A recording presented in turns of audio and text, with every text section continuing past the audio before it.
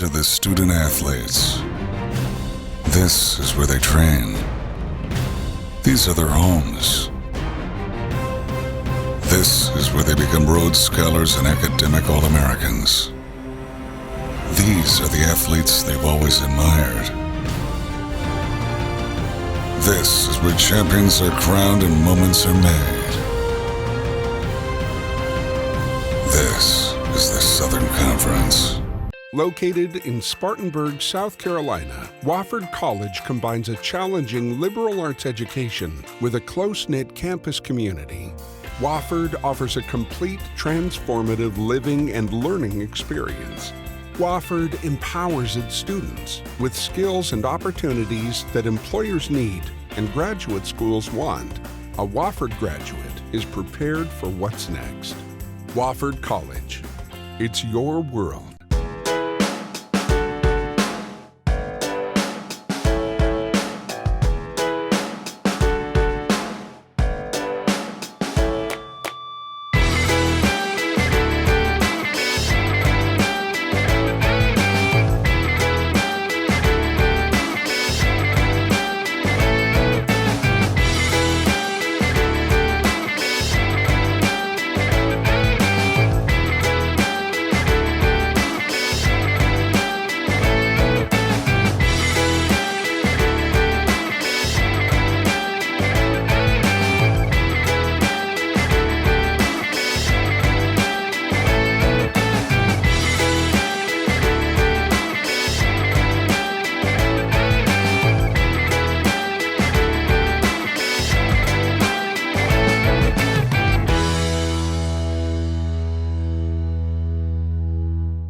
Together we build champions. On the court. On the field. In the classroom. And thanks to you, the fans. The students. Members of the Terrier Club. We continue to succeed. In athletics. In academics. In life. Thank you for another great year, and we look forward to working together to make the Wofford experience possible. On the court. On the field. In the classroom. Together. Together. Together!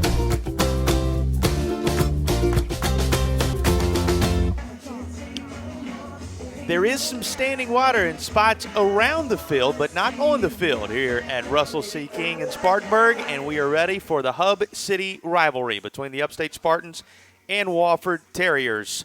Wofford and Upstate, not so sure this game was going to be played this week. So much weather moving through the area, but it has cooperated when it counts. Temperatures are up, so that's not an issue, but there's been an off and on very impactful breeze, and we'll see if it makes a difference in this game throughout. The flag's indicating at first pitch time right now that there's not much breeze here at the stadium, but it has come and gone throughout the day, and when the winds have blown, they have been fierce. That is the big weather issue to deal with other than slippery turf out there, but the teams on the field, the Terriers have taken the field, and we're just about ready for baseball between the two unbeatens, the two D1 programs here in Spartanburg, South Carolina, set to duel it out, one of them handing the other their first loss before we're done here this evening. Let's take a look at the starting lineup for the Upstate Spartans, the visitors from across the way, just a mile or so away, down Pine Street here in Spartanburg. It'll be J.J. Shimko to lead things off. Daniel Fickus is in the 2 spot. Zach Kreider is hitting third. He's the first baseman. It'll be Charlie Carpenter, the catcher. Batting cleanup, Beaver, Gilbert, Ford, Folks, and Britton round out the lineup. We'll introduce them all to you as we get rolling here. And speaking of getting rolling, they're ready to do just that at 5:02. J.J. Shimko digs in against John Caskey, and the Wofford right-hander delivers, and the pitch is a called strike on the inside corner, which means 5:03 is the time of first pitch here in Spartanburg. We'll set the defensive alignment behind the right-hander for you after this 0-1 pitch, and it is low and away, so it evens things up at a ball and a strike. It's McDougal down at third, Malsh is at short, Paradowski at second, and Hashover at first. Around the horn for the Terriers, Jennings, Rudisilli, and Bradley left to right in the outfield with Carson Waln behind the plate. And here's a little dribbler, third base side. Is it going to stay fair? Absolutely not. Picked up by Carson Waln about midway up the third base line. And it'll serve as strike two as the count goes to 1-2 on J.J. Shimko. Shimko for Upstate is in his sophomore season out of Mandarin High School in Jacksonville, Florida.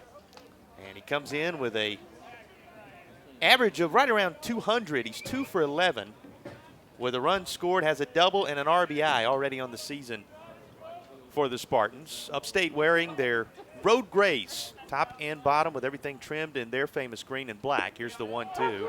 And it's a called strike 3 right at the knees. So Simcoe taken care of, and John Caskey retires the first batter he sees on strikes. And that's been somewhat of a trend for the Wofford Terriers across the course of this season. Each of these starters getting early strikeouts, and in just about every game so far, it hasn't taken long for them to set either a career mark or some type of team mark in strikeouts along the way. We'll see if Caskey continues that trend. One thing for sure, first batter he faces, one punch out already in the books. And now he deals with Daniel Fickus. Fickus is the staple in the Upstate lineup. He is the only player that started every game for them a year ago that's back on the team. Samples the other, and he graduated. And Fickus swings through the delivery to make it 1-1. So Fickus, the returner, with some consistency out at shortstop, and he's the only player to start all 3 games over the weekend at the same position for Upstate. A lot of movement in their lineup across that 3-0 first weekend. He was the steady component. Falls behind 1 ball and 2 strikes as Fickus has been able to make contact on the last 2 pitches from John Caskey. Now the 1-2. This is lifted in the air. Shallow center. Charging in is Rudisilli. It's going to hang up long enough for him to make the play, and there are 2 gone. A strikeout and a flyout will leave the Upstate top of the first inning up to Zach Kreider. Upstate under the direction of their 19th year head coach, Matt Fincher, who is in that third base coach's box. Came to Spartanburg to coach the Spartans, that is, in 1998, but he's got ties to Spartanburg and ties to Wofford. Played 2 years for the Terriers in 1980 and 1981. And his first baseman grounds one up the middle and through, and there's the initial hit of the game as Zach Kreider picks up what is going to be his second hit of the season in 10 at-bats. And he'll extend the inning for Charlie Carpenter. Now batting, catcher number 36, Kreider Charlie Carpenter. sending one through the hole is nothing new. He hit .353 a year ago, which was the top average among returners on the team, alongside a couple of home runs, 28 RBIs in the 2015 season. Numbers aren't blistering on the eyes when you look at them from a year ago for Upstate, but they were a young team, and they're building upon that foundation, already showing some signs of growth with 3 wins coming in here this season. And the first pitch delivered to Charlie Carpenter is a strike. It's 0-1. And now John Caskey delivers again. And his 0-1 falls in there for strike 2. Finishing up on Matt Fincher, introducing you to the Upstate skipper. 33 wins in 2012, earning the A-Sun Coach of the Year. Mentioned he played 2 seasons here at Wofford in 80 and 81. And then back to Spartanburg, one of many places that he has put his coaching skills to work. Not necessarily at the head level, but he's coached at Upstate for nearly 2 decades now, winningest coach in their history with 408 wins.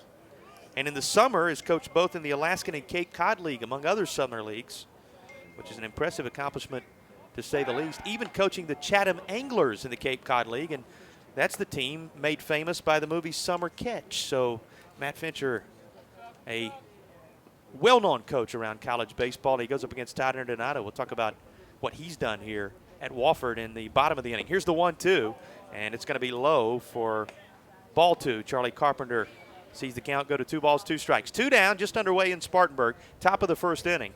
Upstate saw Simcoe strike out, Fickus fly out before Zach Kreider shot one up the middle and through for a base hit. He takes his lead off first base.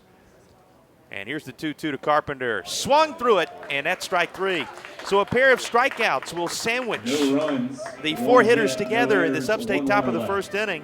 Fickus fly out in the middle, and the single by Zach Kreider that turned into nothing more than just the first hit of the game covers the top of the first inning. We will head to the bottom half. You are listening to Wofford Baseball on the Wofford IMG Sports Network. Terriers coming to bat in a scoreless game. Palmetto Pride, your anti-litter and beautification organization, has been helping keep South Carolina beautiful for nearly 15 years. Our volunteers picked up 7,395,000 pounds of trash in the past year. Do your part to keep South Carolina beautiful. And don't litter. If you see someone littering, call the Litter Buster hotline, 1-877-725-7733, or try our new Trash Tracker app. Remember, litter trashes everything. Hard-playing kids, taking the ball all the way in. College athletes burning up the tracks. It doesn't matter if you're an elite athlete, a weekend warrior, or just into casual recreation. If you get hurt, the doctors, athletic trainers, and physical therapists at Spartanburg Regional Sports Medicine Institute will get you back into your game better than ever. We utilize the latest in orthopedic care so you can return from injury to the energetic lifestyle you love. To find out more, call us at 864-606-4931. So Tyler Jackson climbs the hill. He will be the pitcher for Upstate. Jackson making one appearance already on the year with no record. He pitched 2 1/3 over the weekend, gave up a hit, a couple of runs, and struck out 3 in that time out on the hill. We'll talk about what he did a year ago, but first let's take a look at the Wofford Terriers starting lineup. It's going to be Alec Paradowski, the second baseman, leading off. Max McDougall, the third baseman, bats second. Cody Rudisilli, the center fielder. In his 3-spot, Brett Hash is our Palmetto Pride cleanup hitter once again today. He'll be playing first base. Carson Waln, the catcher, bats fifth. It's going to be in the 6-hole, Cody Miller, the designated hitter.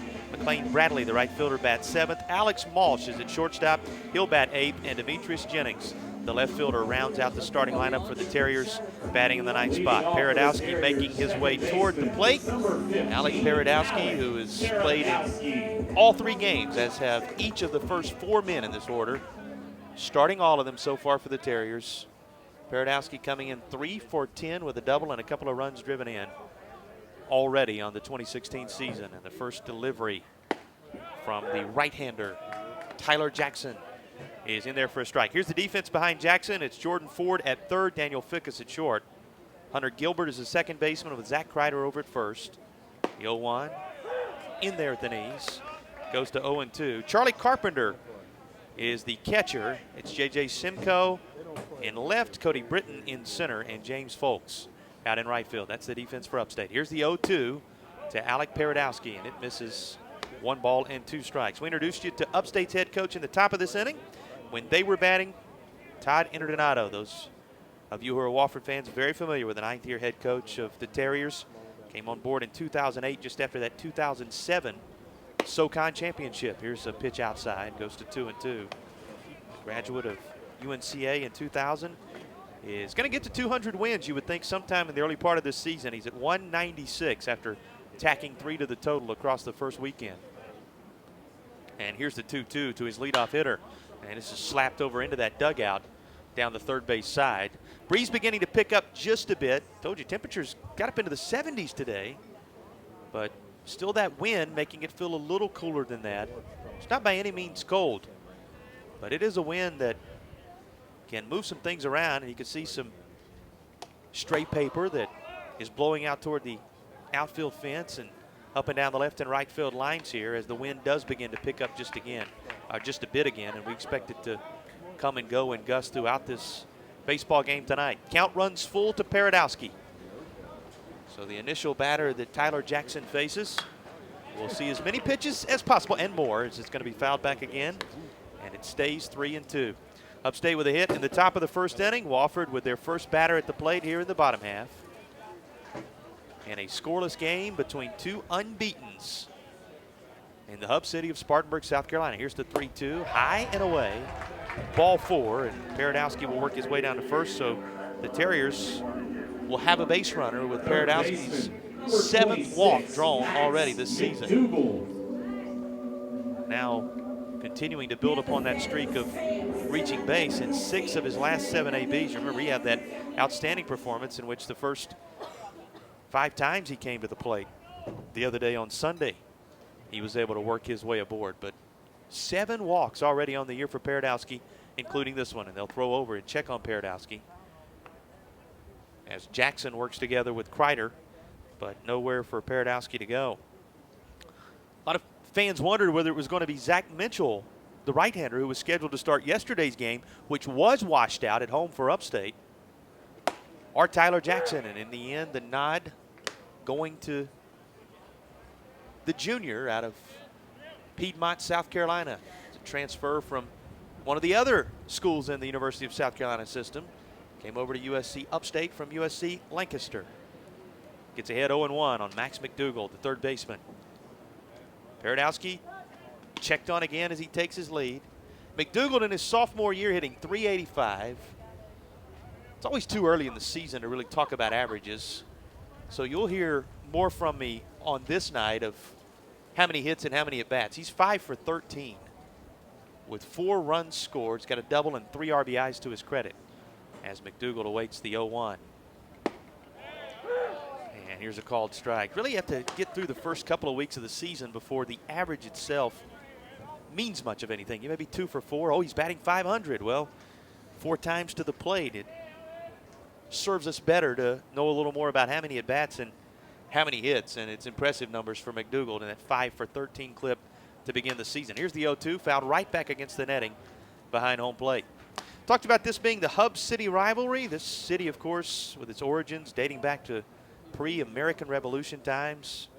They've been playing baseball here at Wofford since the 1880s, 1889 to be specific, and this city known as a hub for originally trains and then as the location of the Greenville-Spartanburg Airport here.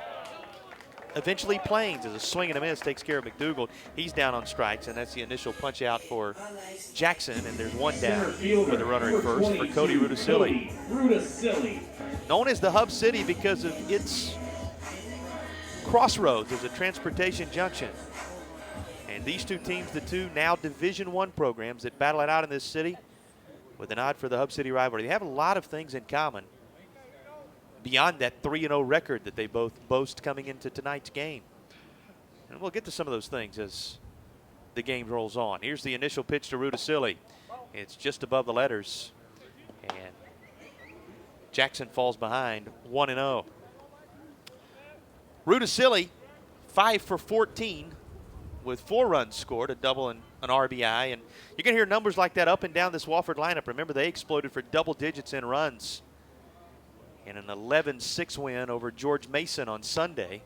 That was after defeating Stony Brook 9-8, in which they nearly got to double digits, something they did 13 times a year ago. And those two games were following the marquee victory of the weekend. They opened the season with a 5-4 victory over number 25 Kentucky with the Wildcats here in town. Here comes the 1-0. It's high.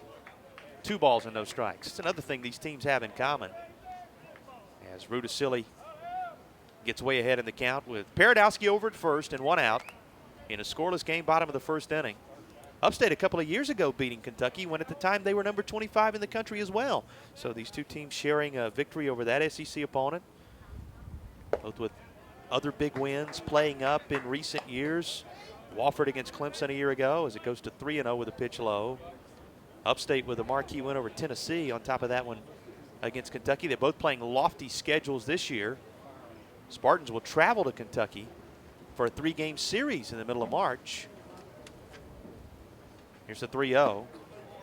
In there for a strike. It goes to 3-1 as Rudisilli was taking all the way. And Wofford, they're going to play at Clemson, at South Carolina. Already having played the Wildcats, they'll go to Baylor and take on a team that perennially is a power in the Big 12 in baseball. So both lofty schedules, both solid starts, and both laying a foundation of respect at the Division I level at somewhat new rivals in conferences that are well respected. Here's a called strike, so it goes full at 3-2. The Spartans out of the Atlantic Sun, and Wofford, of course, making back-to-back trips to the semifinal round of the Southern Conference Championship the last 2 years, and really seeing their stock skyrocket in SoCon play. Throw over, checking on Paradowski once again is Jackson. With the count full, 3-2 on Rudisilli. Rudisilli looking for what would be his 6th hit of the year. Here comes a payoff pitch with the runner moving, and this is fouled back. And right up against the screen as it goes full 3-2. Well, we talk about some of the similarities between these teams, both the opening weekends being successful, how they share a city, share challenging schedules. One thing they do not have in common, and that's the style of baseball they play. Wofford sending Paradowski that time, a team that was second in stolen bases in the entire country a year ago, with 138 of them, and an Upstate team that only stole 20 bases as an entire unit last year and does not have even a stolen base attempt in the starting lineup that they've run out there in this one here today. An Upstate team, you say, well, if they don't run and they're not aggressive on the base paths, they must be a power hitting team. Well, only hit 14 home runs a year ago, but they are a big extra base hit threat, and that's where they will live and die. They had as many triples a year ago as they did home runs, totaling 14 in both categories. And Wofford, a team, as we're already seeing here and we'll see throughout, they're going to be aggressive, play small ball when necessary, put the wheels in motion with just about anybody up and down the lineup to keep pressure on the defense and try and make things happen. So an interesting contrast in styles for two teams looking to pick up their fourth win here tonight. Here's the payoff pitch. This is bounced towards second. Already heading toward the bag was Gilbert, but he has trouble with it, and the runner's going to be safe, so no out will be recorded for Upstate up the middle infield. It looked like it was going to work out well for the Spartans. Gilbert already moving toward the bag to cover with Paradowski heading for second again on the pitch. But if anything, he had to plant that left foot, come to a stop, and it kept him from being able to clearly field the baseball. And by the time he underhanded it to Daniel Fickus at the bag, Paradowski there safely. So the first error goes up on the board against the Spartans, and Wofford now has runners on first and second with one out for their cleanup hitter, Brett Hash. And the first pitch to Hash, he takes a home run type cut and misses. It's 0-1. Brett Hash, as he has been in every game this year, a Palmetto Pride cleanup hitter here on the IMG Sports Network. And Hash has done some cleaning up for Wofford. Couldn't really ask for a better start than what he has had in this Terriers lineup as a transfer. And one of the new faces on this team takes another cut and falls behind, no balls and 2 strikes. As the Palmetto Pride cleanup hitter is at the plate, we remind you that traveling to and from Wofford games, make sure you keep all your trash inside your cars until you can dispose of it properly. Do your part to help keep South Carolina beautiful. That's the reminder from Palmetto Pride. Runners lead off first and second, and the 0-2 to Brett Hash will have to wait just a moment as Jackson spins around in an attempt to chase Paradowski back to the bag. Paradowski with a walk. McDougal struck out, and then Rudisili reaching on the error charged to the second baseman, Hunter Gilbert. And here's the 0-2 pitch to Hash. Outside. Count to 1 ball and 2 strikes. Well, say, Jason, you talk about his great start. Tell us about it. Well, he's got 6 hits, which is 1 shy of Bradley for tops on the team. But that's only an 11 at bats. 3 runs scored, 4 driven in already with a home run. He and Jennings already clearing the wall out of this starting lineup tonight for Wofford across the course of the first weekend. Here's the 1-2. Hash bends back out of the way as a off-speed pitch is high and tight. And it goes to 2 balls and 2 strikes. We talked about Jackson's numbers from over the weekend, and they came in that victory over George Mason, Upstate a 5-4 winner to get their 2016 season underway. And he was the first out of the pen behind Blake Whitney, who's one of the foundational building blocks, along with Bucock. Those two supposed to be the starters that the Spartans will build upon this year. He followed Whitney, 2 1/3. Chupp behind him ended up picking up the win, as he did twice last weekend. And then Richie LaSalle finished things on that opening day of the season. Missing inside to Hash this time is Jackson. And that's the second walk of the inning, and the first time that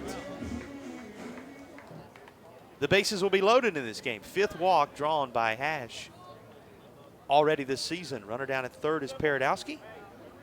Rudisili down to second now, and Hash over at first. And this looks very similar to what the Terriers did in the first inning against George Mason, in which they didn't get a hit till all the way down toward the bottom of the order, but had 5 runs on the board due to a combination of walks and mistakes in the field for George Mason. And the Terriers built upon that 5-0 lead, never looked back the rest of the way, cruising toward that 11-6 victory.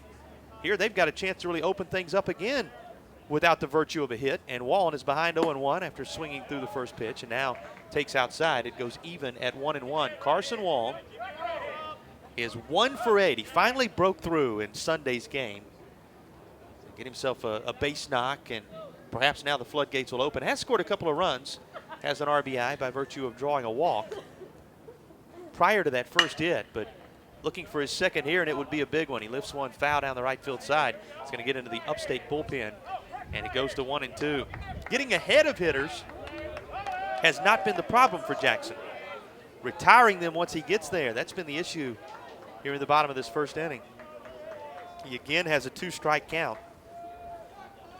this time on Carson Waln. Paradowski leading off third, Rudisilli off second, Hash off first. 2 walks and an error by the second baseman, setting the table for the Terriers. And now the Wofford catcher awaiting the 1-2 pitch. And he'll ground this to first. It's going to carry him off Kreider and trickle towards second. Everybody safe, and the Terriers take the lead. Kreider got in front of it, but it bounced right off his body and not in a direction that he could get to it. Trickled out toward Gilbert, the second baseman, and by the time it was retrieved, Paradowski easily home. And we'll see how that one ends up being scored. You would think that's going to be the second Upstate error. That was the second time that Waln had come up with the bases loaded already this season, striking out the last time, at least putting the ball in play here. And they're going to give the first hit of the game to the Terriers on Carson Waln's ball in play first base side, giving Kreider credit for just blocking it, and that initial hit will bring the first run home, and we're going to have an early mound visit for Jackson, and Upstate will have the catcher Carpenter join the visit along with their assistant coach out there to discuss things with the young right-hander. So 1 hit, and it of the infield variety for Carson Waln. And that allowing Paradowski to come home. Moved Rudisilli to third, and Hash is down to second now. And the Spartans are still looking for what has been an elusive second out after a strikeout of McDougald with just a runner on first. And it's Cody Miller, who is the only player to start a game at catcher besides the guy who just delivered for Wofford, Carson Waln. And the first pitch Miller sees, pops up, foul territory, first base side. Kreider over toward the line, has to drift back toward fair territory and make the catch. So a pop out, it becomes out number 2, and the inning now, if it's going to be a big one for Wofford, is left up to McLean Bradley. Pop foul first base side that just stayed in foul territory. And Bradley toward the plate, 7 for 12 on the year. Has a couple of extra base hits. 3 runs scored, also with 4 RBIs. And they ask with positionally at least, as the first pitch is delivered to Bradley, and he fouls it back out of play. It's 0-1. Positionally, they ask Brett Hash and McLean Bradley in first base and right field to come in and replace the 2 power hitters from a year ago, and Playstead and Clancy. Of course, you have to throw Ramsey in there, who also transferred out as a graduate student to the University of Michigan. But those 2 particularly making such an impact at the plate, and Brett Hash and McLean Bradley have at least helped fans deal a little better with their departure with these impressive numbers they've put up across the first 4 games now. Another foul back, 0-2 to Bradley. So for all the trouble Jackson has experienced in this first inning, the young right-hander out of Piedmont is perhaps a pitch away from getting out of the whole thing. Runners lead off every base for Wofford, and here's the 0-2 2-out pitch, bottom of the first inning. And this is foul over behind first base, and it's going to get out of play as well.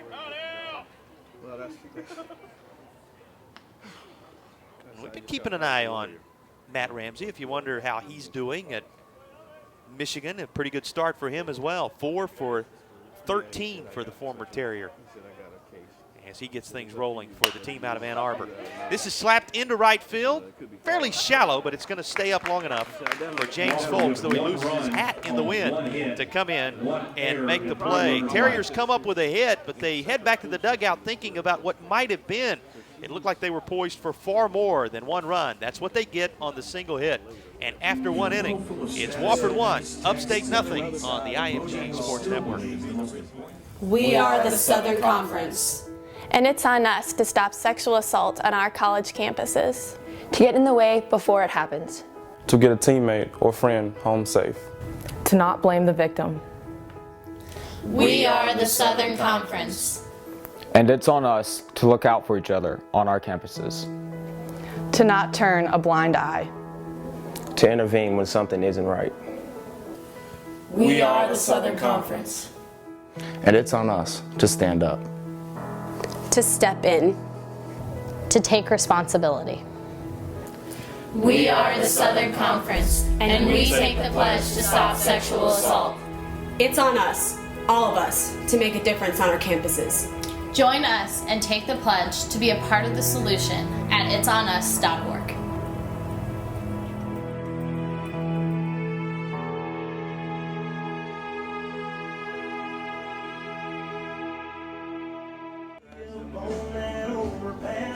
So Wofford leading at 1-0 after one as we welcome you back to Russell C. King Field in downtown Spartanburg, South Carolina. John Caskey back to the mound. He faced one more than the minimum, gave up a single to Zach Kreider, and that was it. So he's got Beaver, Gilbert, Ford. And 5, 6, and 7 spots due up for the visiting Upstate Spartans here in the top of the second inning. Caskey, a junior right-hander out of Roanoke, Texas. If you're wondering about Roanoke, Texas, a little place known as the unique dining capital of Texas. So many local joints on a little street called Oak Street there in Roanoke. And that's tabbed him that honor. Also known for a hotel where Bonnie and Clyde frequented in the 1930s. And more recently, and a guy with a little bit of a better reputation, Byron Nelson, a resident of Roanoke, Texas. And in fact, gentleman on the mound for the Terriers, John Caskey, went to Byron Nelson High School there in Roanoke as he's set to deliver the first pitch of this second inning. Gets it underway with a delivery in the dirt outside. And it is 1-0. Beaver for Upstate comes in, playing in his third game. He's 1 for 5 with a run scored. Also has a double to his credit. And his time for the Spartans takes again away. 2 balls and no strikes. Beaver in 50 games a year ago, and 49 of them in which he started for Upstate, hit .282. Didn't have a home run, but he drove in 18 runs. Takes a fastball for a called strike. It goes to 2-1. Beaver with 49 hits, just one shy of 50, had 7 doubles a year ago. So already beginning to climb toward that mark as he takes low and in, 3 balls and 1 strike. Clouds overhead, but no more rain falling, at least at the moment here in Spartanburg. Wind blowing a little bit out toward left center field, according to the flags just beyond the right field fence that are on either side of the scoreboard here at Russell King Field, which is indicating a full count now at 3 balls and 2 strikes after a strike to Beaver even, or ran things full, I should say. This is popped up left side. Jennings taking a couple of steps in. He's one of the few guys in some bright sunshine out there as the sun is still out to some degree, peeking through the clouds. And Jennings fights that sun just a bit and makes the catch. And Beaver is retired for the first out. That'll bring up Hunter Gilbert. It was the Upstate second baseman who had trouble with the ground ball that looked like it perhaps could be a double play for the Spartans in the bottom half of the first inning that really allowed that run to eventually come home and score. But he has to be the happiest guy on the team that it was only a single run. Looked to be a whole lot more perhaps for Wofford. Takes a strike. But the Terriers unable to cash in and leaving the bases loaded when all was said and done in the first frame. Count evens now, 1-1. Missing up is John Caskey. Caskey already with a 1-0 record of his own to go alongside Wofford's 3-0 mark as a team, as this one's pounded down into the dirt foul. Goes to 1-2. Caskey worked 2/3 of an inning, and he worked the right 2/3 is all you can say. Right place, right time. Had a couple of strikeouts and 1 walk this past Saturday in the 9-8 victory over Stony Brook for Wofford.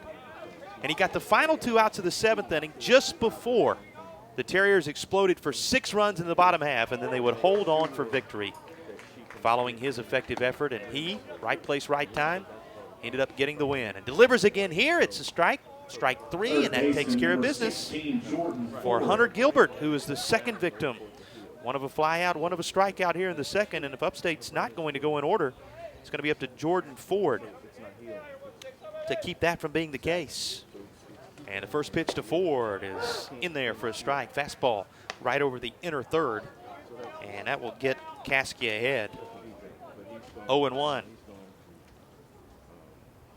Jordan Ford had the 3-run home run in the 7th inning, which gave Upstate an 8-6 victory themselves over Stony Brook on Saturday afternoon at Harley Park. So he's already had the biggest, perhaps, loudest, perhaps, swing of the bat for Upstate on the season. Count to 1-1 against him, and now he lifts this in the air. This is very much in the yard.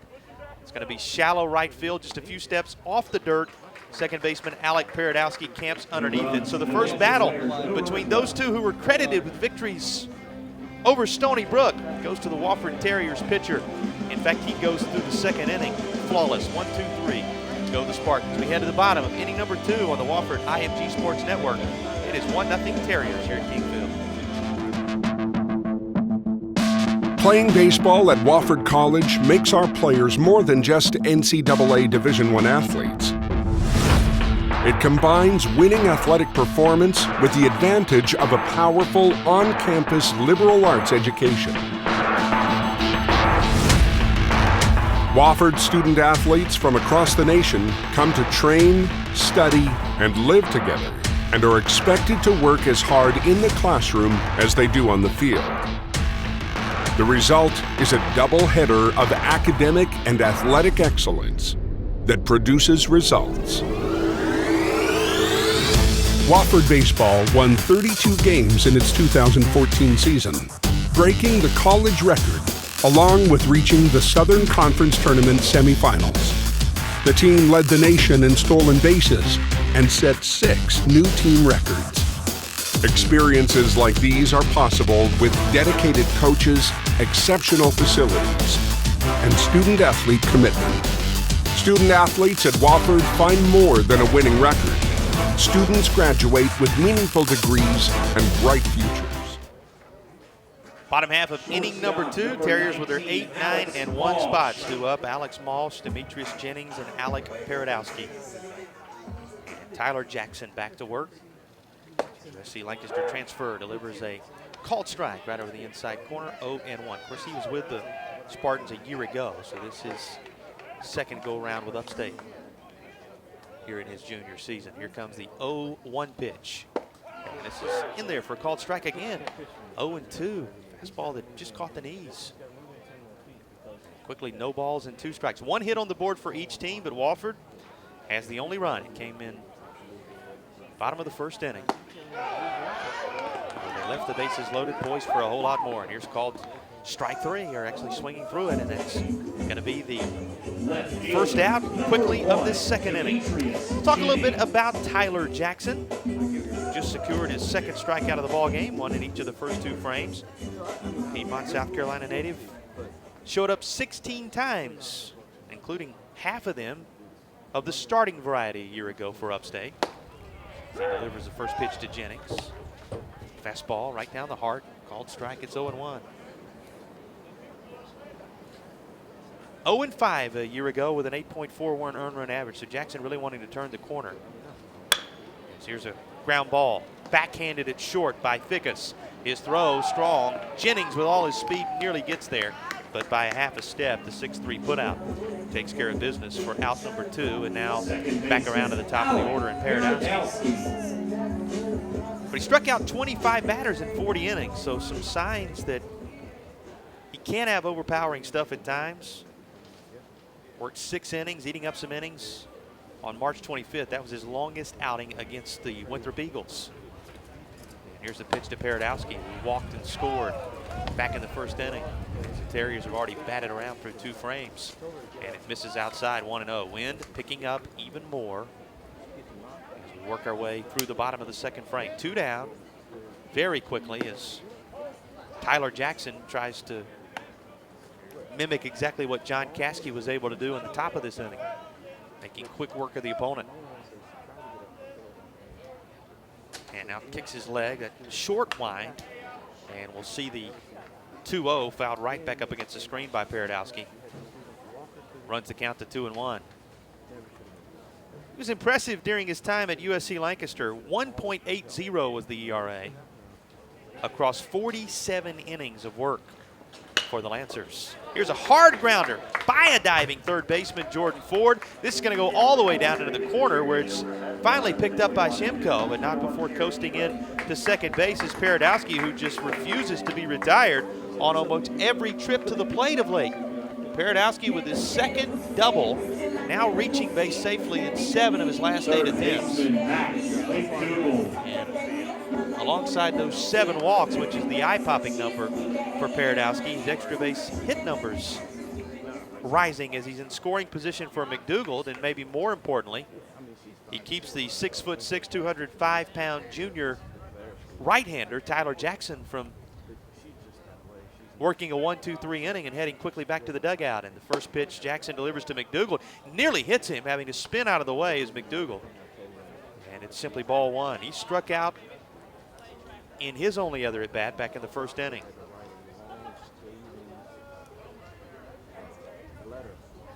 If you go back a couple of games for Paradowski and send it beyond that game of the other day as another pitch is fouled off out of play down the first base side, he has reached in 8 of his last 9 trips to the plate. So Alec Paradowski doing exactly what you want out of the guy in the leadoff spot in your order, to say the least. And if you're wondering just how good this Wofford offense has been across the first weekend of the season, they came to the plate in 24 different innings based upon whether or not they had to play the bottom of the 9th with those 3 wins, and ended up in those 24 innings at the plate only going 1, 2, 3 in an inning twice. And that stays true here with the double by Paradowski. Here's a foul off from McDougald. It'll stay 1 ball and 2 strikes. Talking about Jackson at USC Lancaster, 70 strikeouts and 4 walks in that impressive year in which he threw nearly 50 innings and had the ERA under 2. That's the Tyler Jackson that Upstate is looking for as they slide him in as a midweek starter in this 2016 season. Another foul off from McDougald as he just slaps it over behind first base to stay alive. 2 outs in the inning. Moss struck out. Jennings grounded out. But then a double inside the bag at third base down into the left field corner has put Paradowski in scoring position at second as the Terriers try to double their lead. It's 1-0.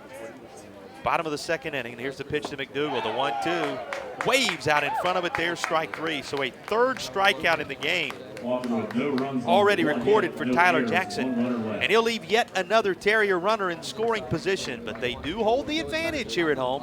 Wofford leading Upstate 1-0 as we head to the 3rd on the Wofford IMG Sports Network. Make sure you're at the U.S. Cellular Center in Asheville, North Carolina, March 3rd through 7th for the 2016 SoCon Basketball Championships presented by General Shale. You don't want to miss the action as your favorite SoCon teams compete for the tournament championship and an automatic bid to the NCAA tournament. Book your travel and tickets by logging on to SoConTravel.com or by contacting the U.S. Cellular Center box office. See who gets to go dancing. Get your tickets today.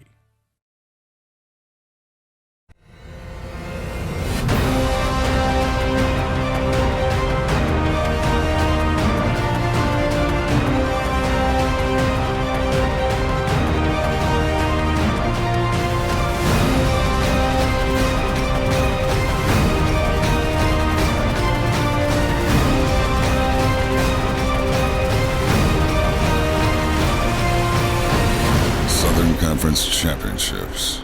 Punch your ticket.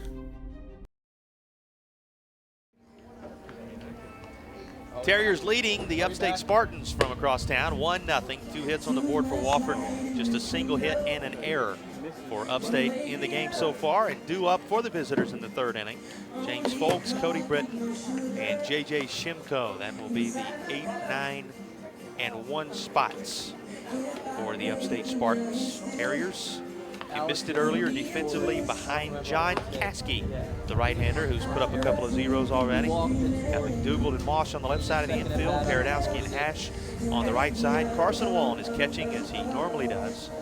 Again today, Jennings, Rudisilli, and Bradley left to right in the outfield.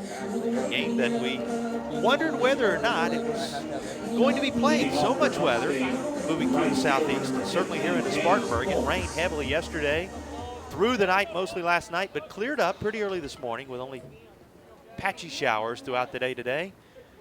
And with the stiff wind that's been blowing, enough drying taking place on this field to get this one in. Here's a hard grounder to short on the first pitch at the top of the 3rd inning. And Folks is going to be thrown out by Alex Malsh, who has played a valiant shortstop.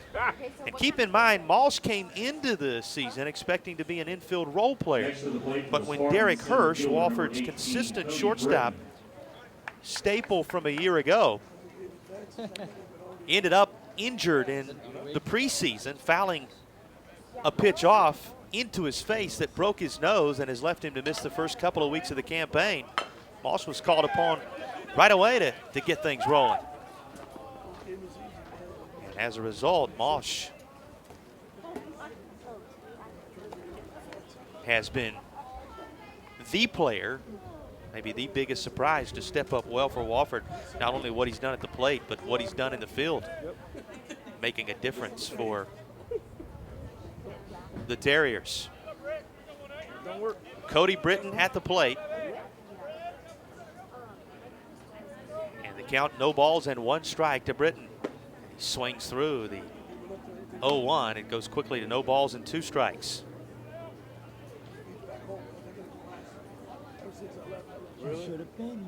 So Jennings, Rudisilli, Bradley taking their spots in the outfield as expected. McDougald, Paradowski, Hash around the infield, and Waln as expected.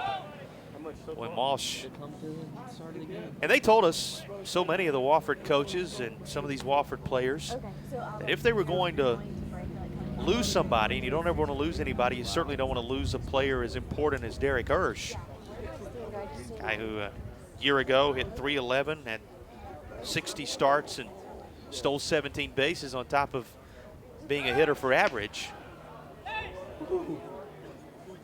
That if they were going to lose somebody, they felt like shortstop was at least a spot where Moss could step in and play well, and that has been exactly the case. So 1 ball and 2 strikes the count. And Caskey set to deliver to Britton again.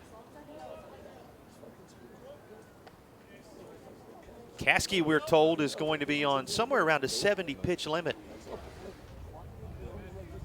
on this Wednesday night. They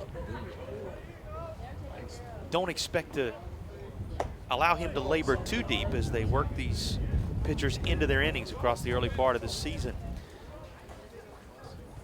Runs the count to 2 balls and 2 strikes on Cody Britton, the 9-hole hitter for Upstate. Britton has played in 2 games prior. He's 3 for 6. A couple of runs scored, has a triple and a home run already to his credit. So Britton has had some pop in his bat already out of that 9 spot in the order for the Spartans. It's Folks over at first base, and the 2-2 to Britton. This is just inside. Runs full at 3 balls and 2 strikes. Folks reaching on a bang-bang play over at first. Play fielded by Alex Malsh well. But infield single, second infield single of the game. This one for the Spartans. We saw one for Wofford in the last half inning. That run-scoring half inning, I should say, 2 ago. That infield single for the Spartans, putting the tying run out there at first base, with the count now full on Britton. And before the 3-2 pitch can be delivered, another throw over to check on Folks at first base, and you got to give credit to Brett Hash for keeping that from going down the right field line, as he was quickly off the bag to save a throw that was a little less than completely on target from Caskey. Here's the 3-2 again, and high in the zone, swinging right through it is Cody Britton. Unable to make contact. Britton struck out for the third time this season. And there's a big first out as it leaves James Folks over at first, with the top of the order rolling around for Upstate and Shimko coming to the plate.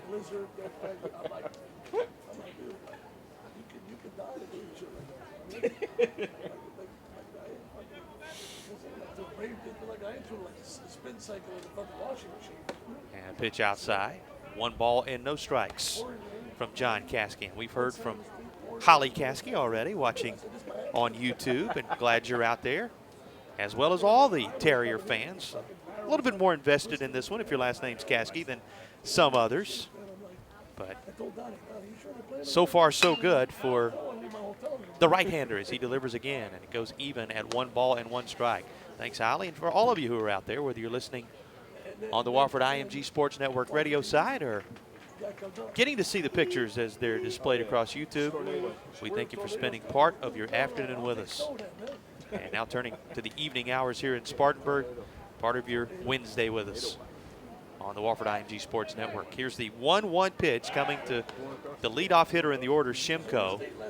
But before it can be approaching the plate and before Shimko gets a chance to make a decision about it, Caskey throws back over to check on Folks once more, who is into first base safely. 1-0 Wofford. Top of the 3rd inning, and the 1-1 pitch in the dirt goes to 2 balls and 1 strike. 2 hits on the board for both teams. 3-0 records for both these teams if you just happen to be tuning in and joining us. We'll walk you through how they both got to 3-0 across the course of the last weekend. Here's the 2-1 to Shimko. Runner moving, and a bouncer to first kept the Spartans out of a double play, and the only play that Hash will have, is to take it right to the bag, and the 3 unassisted put out is good for out number 2. Leaves the inning up to Daniel Fickus, with James Folks now down at second base. We told you Wofford defeated Kentucky 5-4 on Friday to get the season underway. 25th ranked Wildcats falling at the hands of the Terriers, and came from behind with a 6-run 7th to take down Stony Brook 9-8 on Saturday before an 11-6 triumph over George Mason. That's how they got to 3-0. Here's the first pitch to Fickus, in there for a strike.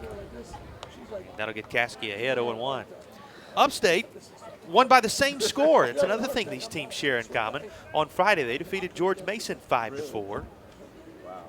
Then a 6-4 win over Dayton in the sandwich game of the weekend, and 8-6 was their final over Stony Brook. They both these teams, when you talk about things they have in common, allowing 6 runs on Sunday. Runner moving for third on a pitch that just skipped away from Waln, and he's head first into the bag safely.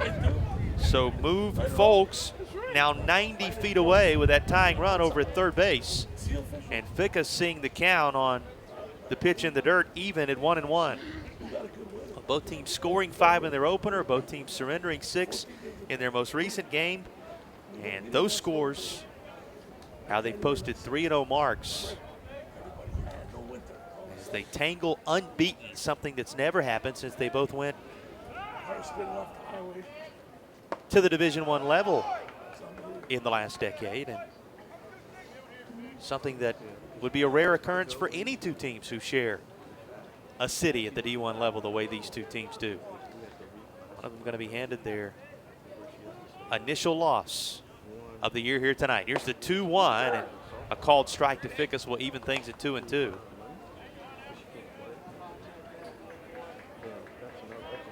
So over at third is Folks. 2 men out in the inning. Britton struck out. Shimko bounced out to first.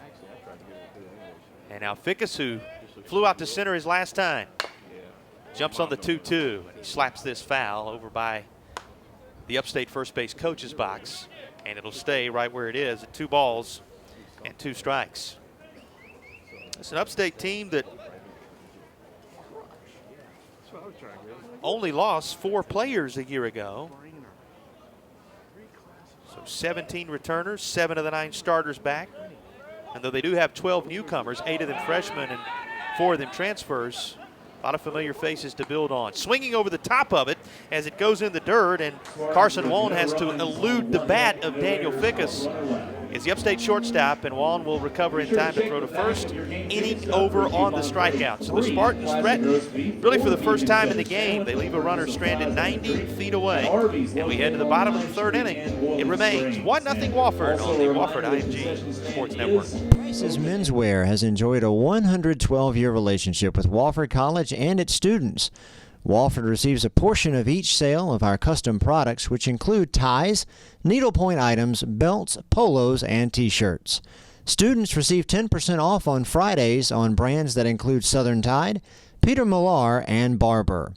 Find us online at pricesmenswear.com and visit our location at 196 East Main Street. Prices since At Ingalls, we have a very special family. A family of farmers, ranchers, and dairymen. Clerks, butchers, and bakers. Deli workers, pharmacists, and florists. We work hard every day to bring you the very best. And we'll continue to wake up every morning and work as hard as you do. This is our town, and we built this community together. Ingalls, your neighbor for over 50 years. 2 hits on the board for the Spartans and the Terriers. Wofford with the only run. It came in the bottom of the 1st. And as the Terriers come to bat in the 3rd with Rudisilli, Hash, and Waln, the scheduled hitters, they'll look to build upon that 1-0 lead. 4th game of the season for both these teams. And the first of 2 in this Hub City rivalry. A week from tonight, they will tangle again across town at Harley Park on the campus of USC Upstate to complete what is a home-and-home here in 2016. First pitch fouled off by Rudisilli. 0-1 the count from Jackson, and now Jackson delivering again. It's in the dirt, and Rudisilli will see it even at 1-1. Rudisilli reached on that error, and he was left at 3rd base when the Terriers left him loaded in the 1st. Stiff breeze blowing, but though the skies are covered with clouds, no rain falling still here in Spartanburg. Turned out to be good baseball weather after all, and count 1-2 now on Rudisilli. These teams only played one time a year ago, and Upstate won that only meeting. 10-7 was the final. Here's a swing and a missed strike 3, Rudisilli down, and both these pitchers very well acquainted with the strikeout in the early going. That is the 4th punch out for Jackson already. And Caskey already has 5, so 9 punch outs between these 2 pitchers, and we're not even at the end of the 3rd inning. And here comes the initial pitch to Brett Hash, who's back in. This bounces off the shin guard of Charlie Carpenter. It's going to trickle up the 3rd base side. Our Palmetto Pride cleanup hitter back at the plate. Palmetto Pride reminding you there are several ways you can keep South Carolina beautiful. Local cleanups, adopt a spot, start recycling, or plant a green space. You can do all those things with help from Palmetto Pride. And the Palmetto Pride cleanup hitter, Brett Hash, takes a strike. Fastball over the outer 3rd, and it evens at 1-1. Waln on deck, Miller in the hole if the inning goes that far. Jackson came close to working a 1-2-3 inning an inning ago as Hash checks his swing here. It's chopped foul behind the plate, goes to 1-2. But a double by Paradowski broke that up and ended up being for naught as McDougald was struck out to end the 2nd inning. Back-to-back strikeouts, ending the 2nd, starting the 3rd as Hash awaits the 1-2 pitch. And Jackson misses, had a little bit extra behind it, but it sailed up in the zone, goes to 2-2. Cloud cover moving from the 1st base side toward the 3rd base side and darkening up Kingfield. Sun going down behind the trees in the distance as well as this is fouled out of play. It goes 2-2. So the lights for the first time making themselves known here on the Wofford campus as we work our way through the bottom half of inning number 3. Hash walked. He was at 2nd base when They were left loaded back in the first. He won't work his way aboard this time. Right down the heart of the plate for a called strike 3. 3 consecutive strikeouts for Jackson. And a 5th strikeout of the game for Jackson, who now matches Caskey with 5 apiece between these two pitchers. And that's the first time that Hash has been retired on strikes this year. And he's the last of the regular Wofford players to have his first strikeout. It comes in the 4th game of the year. Bouncer down to 3rd.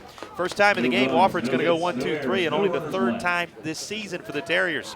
And it's a good inning of work for Tyler Jackson, who with a couple of strikeouts and a hard grounder on the first pitch is very economical in the 3rd. 1-0 Terriers as we head to the 4th from King Field in downtown Spartanburg on the Wofford IMG Sports Network. Come on. Come on, baby. I'm gonna go check this thing out. Hey, look. The dog. Oh, yeah. There's a bunch of dogs out here. Start the truck. Yeah, I'm gonna start the truck. I just start the truck. We just gotta get out of here. That's all we gotta do. Pump the gas. I'm pumping the gas. Pump anything. Make sure shipments reach the right customers. Penske, truck leasing and logistics solutions to keep your business moving forward. On Wisconsin! Huskers! Concordia! Gauchos! Go Rebels! You! Woo! At Enterprise, we hire more college graduates every year than anyone else. And many of us play college sports too. From Cobbers to Wildcats. From Bulldogs to Silver Swords. Do we have spirit? Yes, we do. And we put it to work for you every single day. That's the Enterprise way. Pick Enterprise. 34th meeting all time between the Terriers and the Spartans from across town at the South Carolina Upstate campus. 20-13 is the all-time advantage that the Spartans hold in the series, and talked about their win in the only game played between these two a year ago. Here tonight, it's Wofford leading it 1-0 as we head into the top of the 4th inning. The Carter Carpenter Beaver 3, 4, and 5 spots due up for Upstate. Spartans and Terriers both unbeaten push forward in the game. It's been a fast starting Wofford team the last couple of years. We talked so much about the 3-0 start this season, but you go back to the 2015 campaign, a year in which they won the most games overall in school history at 39 wins. And they started with 7 victories in a row. First loss coming on the road at Clemson the last week of the month of February. And backed that up with an 8-game streak in mid-March, a month in which they went 15-5. And this was a team that had over 20 of their wins by the time they worked their way through the month of March. So nothing new for the Terriers to start hot. They're trying to secure their 3rd consecutive 30-win season. They've done it back-to-back for the first time in school history already the last 2 years. First pitch gets the pitcher Caskey ahead of Kreider 0-1, and then he delivers again, missing, evens things at 1-1. Kreider singled, had the first Upstate hit of the game, up the middle and into center field. Back in the 1st inning. Here he skies one. Foul territory. Just going to stay in play for Waln. Looks as if it will. He puts the mid on it. And a foul out for Kreider is how the top of the 4th inning gets underway. Next to the plate, catcher Charlie Carpenter. It's beginning to rain a little bit out there now. And some of the fans starting to scurry from their seats in the open, not underneath the overhang here at Switzer Stadium. Those who've made the trip out to King Field, now for the first time, experiencing a little dampness. And here's one driven into left center field. First pitch Carpenter sees. He sends over the fence. And with one swing of the Upstate catcher's bat, we are tied. Charlie Carpenter ends up clearing the left center field fence. And the trees out there beyond the wall, he gets a big handshake from his head coach, Matt Fincher, as he comes around 3rd for Carpenter.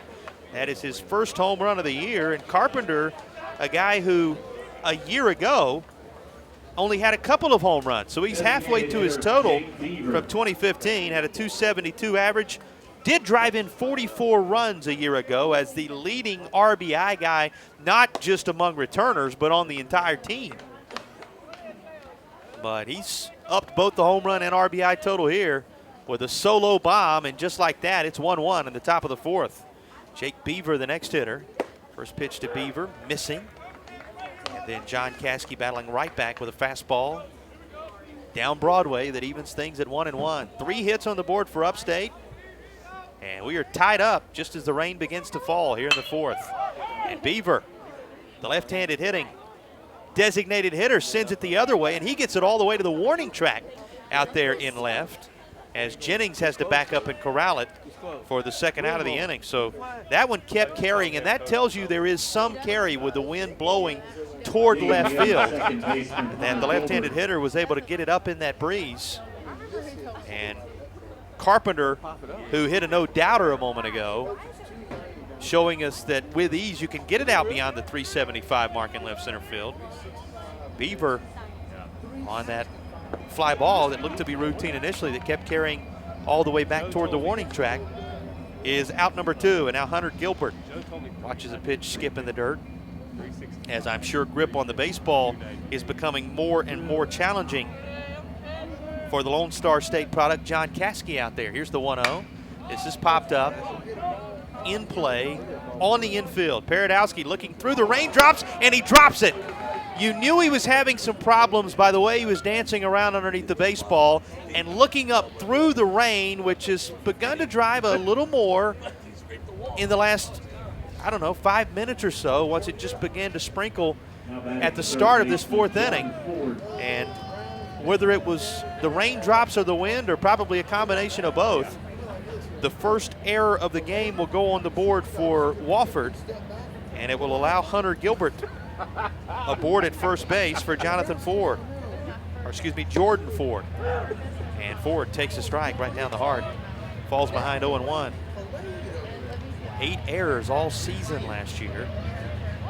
Paradowski charged with a rare miscue on the right side of the infield here.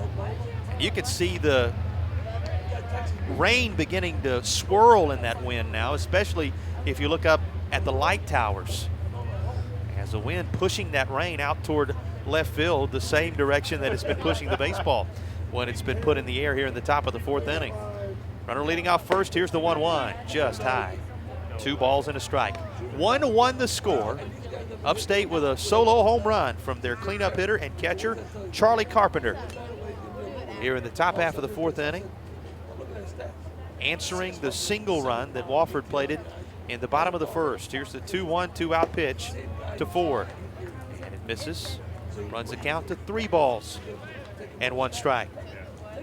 Charlie Carpenter making an impact in his sophomore season. Winter Springs, Florida, hometown of Carpenter, who's homered in this frame. This certainly not the weather he's used to there in Winter Springs. As Jordan Ford,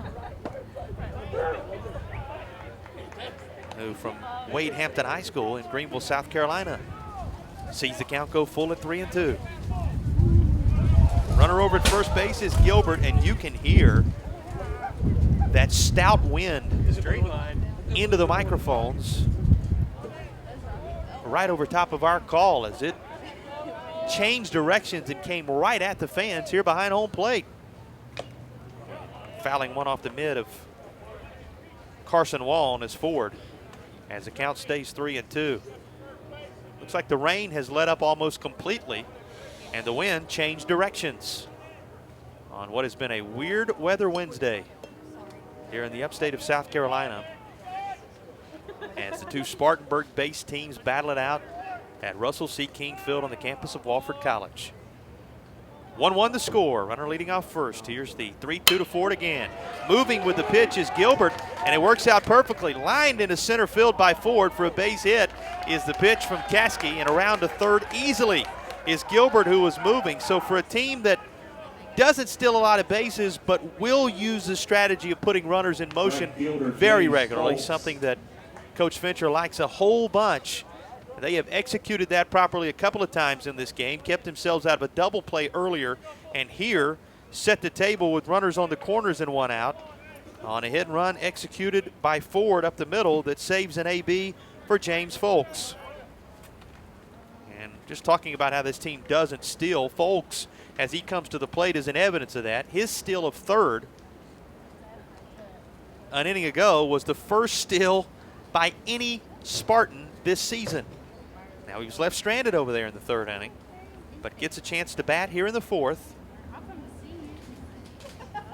with runners on the corners and two down, and we're going to have a mound visit as the entire Wofford infield gathers up atop the hill. We mentioned that 70 pitches is the limit that had been set for Caskey.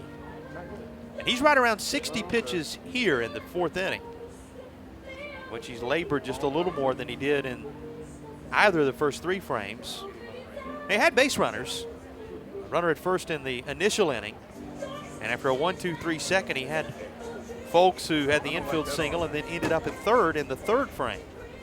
But the home run from Carpenter on the first pitch he saw with one down here in the fourth, and now the error extended the inning just as the raindrops began to fall and created problems for Paradowski, followed by the hit and run in which Ford executed, having set the table and forced Caskey to throw a few more extra baseballs here in the fourth. And now the first pitch he delivers to Folks is low. Part of that visit probably as well a cautionary tale on Folks, who hit the ball hard to the shortstop and ended up reaching his last time up. And Folks, an experienced player.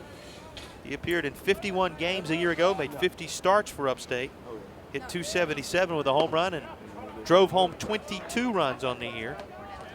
52 hits and 8 doubles alongside 3 stolen bases. And those 3 stolen bases don't sound like a lot, but for a team that only had 20, it tells you how much of their offensive impact Folks had.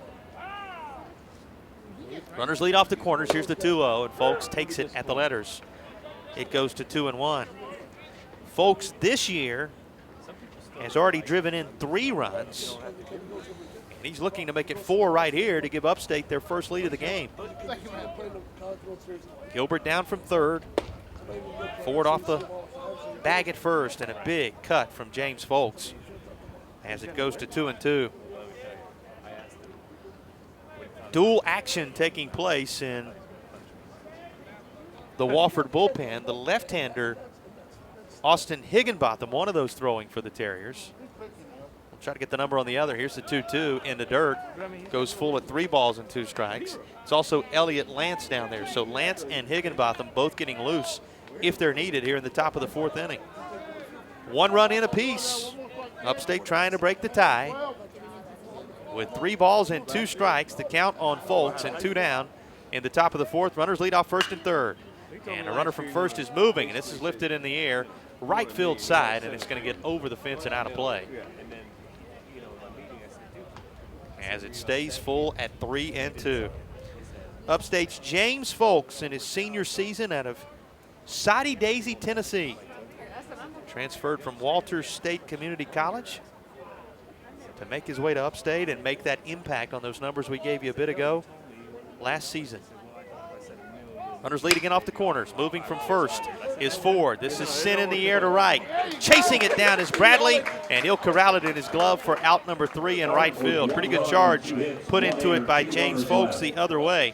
But in the end, the Spartans will leave them stranded on the corners. We are through 3.5 at King Field, and now much drier King Field than it was when we started the top of the 4th inning. Terriers coming to bat on the other side of the break on the Wofford IMG Sports Network in a 1-1 game. These courts, blocks, dunks, slams, they immediately grab your attention. It all means a little more here.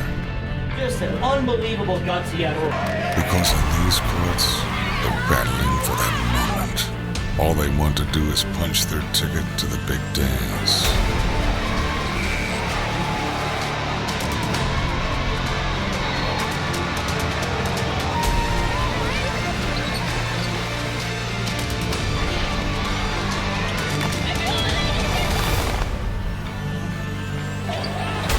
This is SoCon basketball.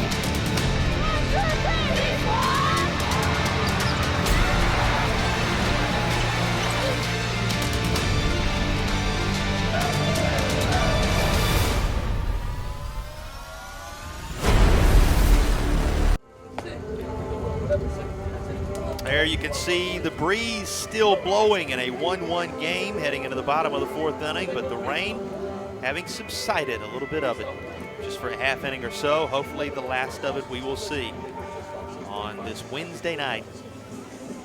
First full week of the 2016 college baseball season, and the unbeaten Terriers and Spartans duking it out to an even score. Bottom of the 4th inning, we'll see Cody Miller, McLean Bradley, and Alex Malsh, the scheduled hitters. And the first pitch to Miller is going to miss low and away, ball 1. Tyler Jackson, who has already struck out 5 through 3 frames for Upstate and just allowed that 1 run back in the bottom of the 1st. Rocks and delivers again, misses low and away, 2-0. Got to give credit to Jackson as well as the Upstate defense. They really were on the verge of seeing things unravel in the bottom of the 1st. But Jackson got the fly ball off the bat of Bradley into the glove of the right fielder Folks to end the 1st inning and keep it just a 1-0 lead for the Terriers, which has now been even on a Charlie Carpenter home run. Here's the 3-0, low, ball 4, and Miller draws a leadoff walk to begin the bottom of the 4th. Right fielder, McLean Bradley. So that'll bring up McLean Bradley. Bradley, as I mentioned, flew out to Folks, and interestingly enough, Folks then returned the favor in the top of this 4th inning when Upstate was threatening to take their first lead of the game, flying out to his counterpart, gentleman at the plate, McLean Bradley, to leave runners stranded for the Spartans. So a couple of right fielders with chances at the plate that didn't work out because their work in the field, stellar as it has been, has kept their team right where it is. And here's the first pitch, and the at-bat of Bradley. We'll have to wait on it, as again a throw over to check on Cody Miller. Miller, who has made his way over to first base by virtue of picking up his first walk of the young campaign. Takes his lead again. Here's the first pitch to Bradley. And he inside outs this down the first base side. Is it going to hang in play for the first baseman Kreider? It did, but he wasn't sure where the fence was. Pulled up at the last moment, and a bullet dodged by the Wofford Terriers, as it's simply a strike on McLean Bradley instead of a foul out down the first base side. Kreider chased it about as far as he could over there, but again, not exactly sure where the fence was, pulled up at the last minute. And it's simply strike 1. Now leading off first base is Miller.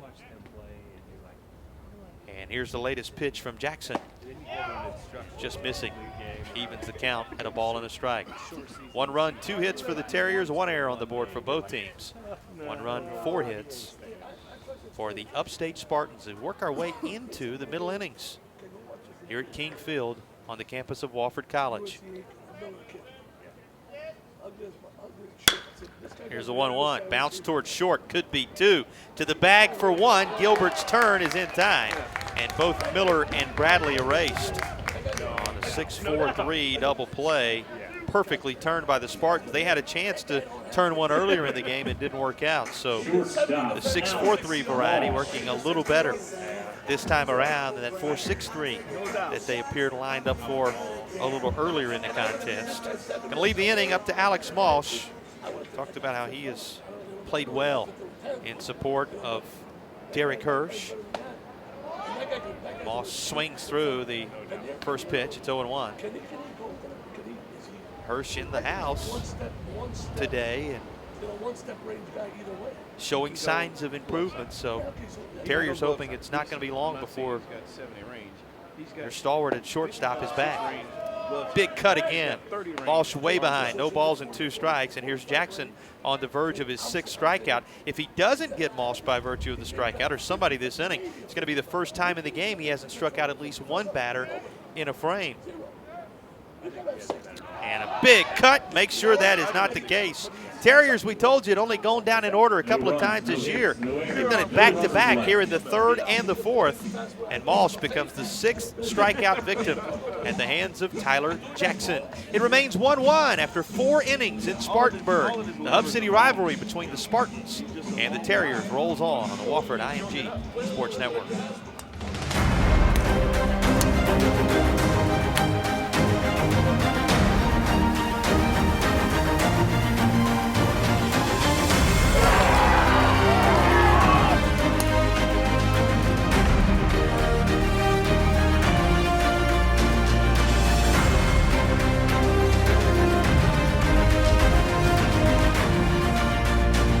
Southern Conference Championships. Titles are forever.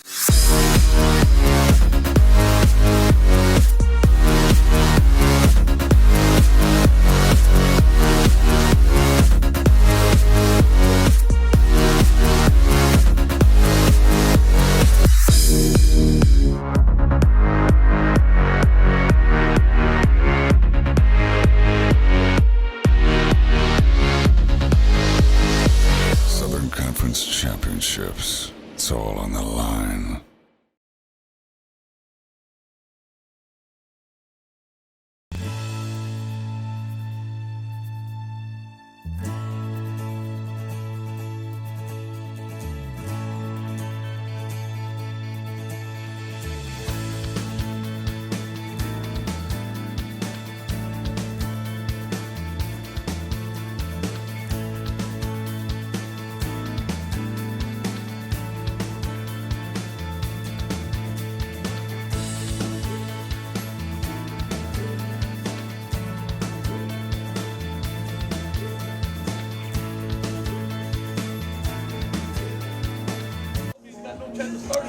Wofford going to the pin as we work our way into the top half of inning number 5. It's going to be the southpaw left-hander Austin Higginbotham taking over. And you can close the book now on John Caskey, who pitched well. Caskey allowing 4 Upstate hits, just the 1 run, which was on the 1 swing of the bat off of catcher Charlie Carpenter's bat, to be specific. So 1 run on 4 hits. He struck out 5.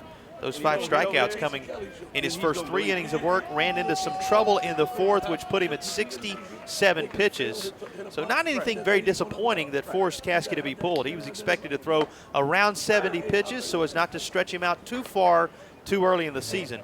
And pushing 70 pitches, he was lifted here in the 5th in favor of Higginbotham, who gets ahead 0-1 on Cody Britton. 9-1-2 spots for Upstate. Britton sends it the other way, out into right. Diving for it as Bradley won't be able to get there. Britton digging for second. The throw in not in time, and a leadoff double for Cody Britton of USC Upstate as the Spartans go-ahead run at second base with nobody out here in the 5th inning. Britton with his first double of the year, his 4th hit of the year, has set the table for J.J. Simcoe in the top of the order.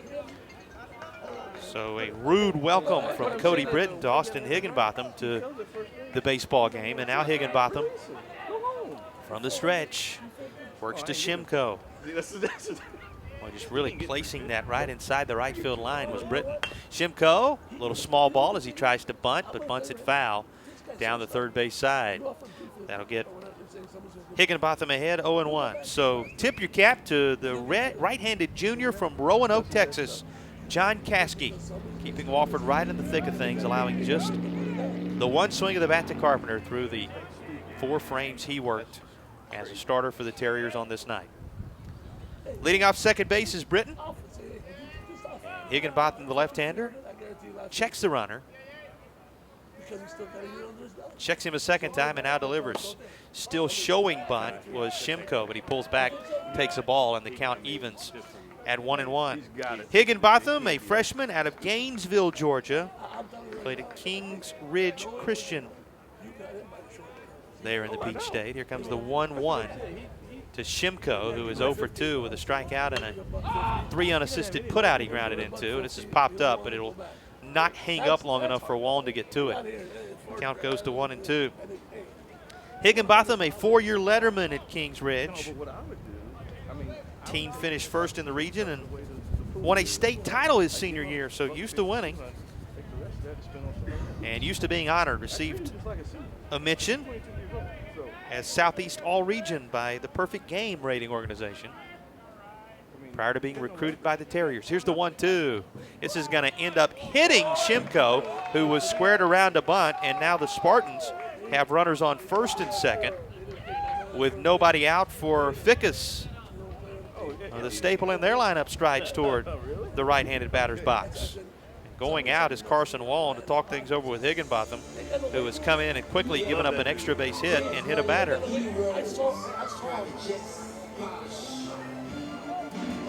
Fickus, who has flown out and struck out, and a chance to provide Upstate with a lead. Remember, this is a Wofford team that they're used to coming from behind. Saw them do it throughout the course of the year a year ago in that 39-win campaign. Had to do so. Early deficit on opening night, and then coming from behind with that 6-run seventh against Stony Brook on Saturday en route to the 9-8 victory. Different script on Sunday. They got out front 5-0 early and cruised on toward victory. But should the Spartans put them behind, that would be familiar territory for a Wofford team that has been impressive in the late innings across the last couple of seasons. Runners lead off first and second after the 4th hit batsman of the year is at first base in the form of Shimko. And Fickus with the count going to 1-1 as he showed bunt initially. 5 hits on the board for Upstate, 2 hits on the board for Wofford, a run apiece. Here in the top half of the 5th inning, we are nearly midway through this Hub City rivalry game. Here comes the 1-1 pitch to Fickus. And he will bunt this, third base side. Having to spin all the way around and make the throw is the left-handed Higginbotham, and he does so nicely to get Fickus, but the sacrifice bunt moves Shimko down to second, and the go-ahead run over to third in the form of Cody Britton for Zach Kreider, the 3-hole hitter for Upstate. Kreider, who came into the game 1 for 9 and really struggling to get things rolling here in 2016, singled in his first AB before popping out in foul territory his last time up. He's 1 for 2. And now Todd Interdonato is headed out to the mound. And he has a player warm in the pen, so the option is there should he choose to go ahead and go to Elliott Lance. And it looks like that's exactly what's going to take place. Quick conversation with Austin Higginbotham and a second call to the pen for the Terriers in the baseball game. Trying to keep it 1-1. Wofford with 1 out here in the top of the 5th will turn to Elliott Lance, and we'll tell you all about it when we come back on the other side of the break. These are the student athletes.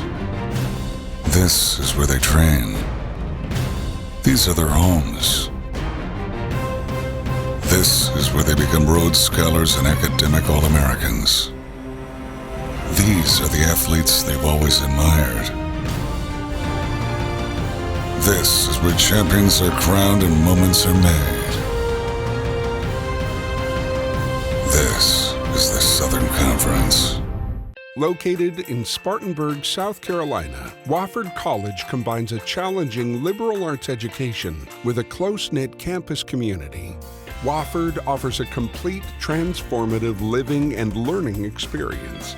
Wofford empowers its students with skills and opportunities that employers need and graduate schools want. A Wofford graduate is prepared for what's next. Wofford College. It's your world. So Elliott Lance takes over on the hill. He'll be asked to bring the heat and keep Upstate tied in this 1-1 game. And he'll be asked to do so against Zach Kreider, talented Spartans first baseman. Lance coming in his junior season out of Lexington High School in Lexington, South Carolina. Coming off a year in which he played 24 games, including a couple of starts, had a 5-2 record, 27 strikeouts a year ago, and an ERA just over 5 and 45 in a 3rd innings pitched. Lance was in the conversation to start this game tonight. It was either he or Caskey knowing that at some point in this game both of them were going to be used. And with the weather conditions what they were early, opted to go with Caskey first and save Lance for a moment such as this. So here he is pitching in a tie ball game in the 5th. And Zach Kreider will be asked to try and bring the runners home from 2nd and 3rd in the form of Britton and Shimko following the successful sacrifice by Daniel Fickus. Kreider, who battled injury a year ago for Upstate and appeared in only 36 games, started in all 36 of the games he appeared, so he would have been in the lineup every day had he been healthy. And despite limited playing time, led the team in batting average with a .353 average, had a couple of home runs and 28 RBIs. Alongside 49 hits, 8 of them doubles, and he scored 27 runs. Here he's trying to pick up an RBI. And if he can do so, it would be his first of the new season, and it would put the Spartans ahead for the first time in this game. Takes a ball. It's 1-0 from Elliott Lance. Right-hander getting the side from Waln, and now delivers that sidearm delivery again, and Kreider puts a charge into it.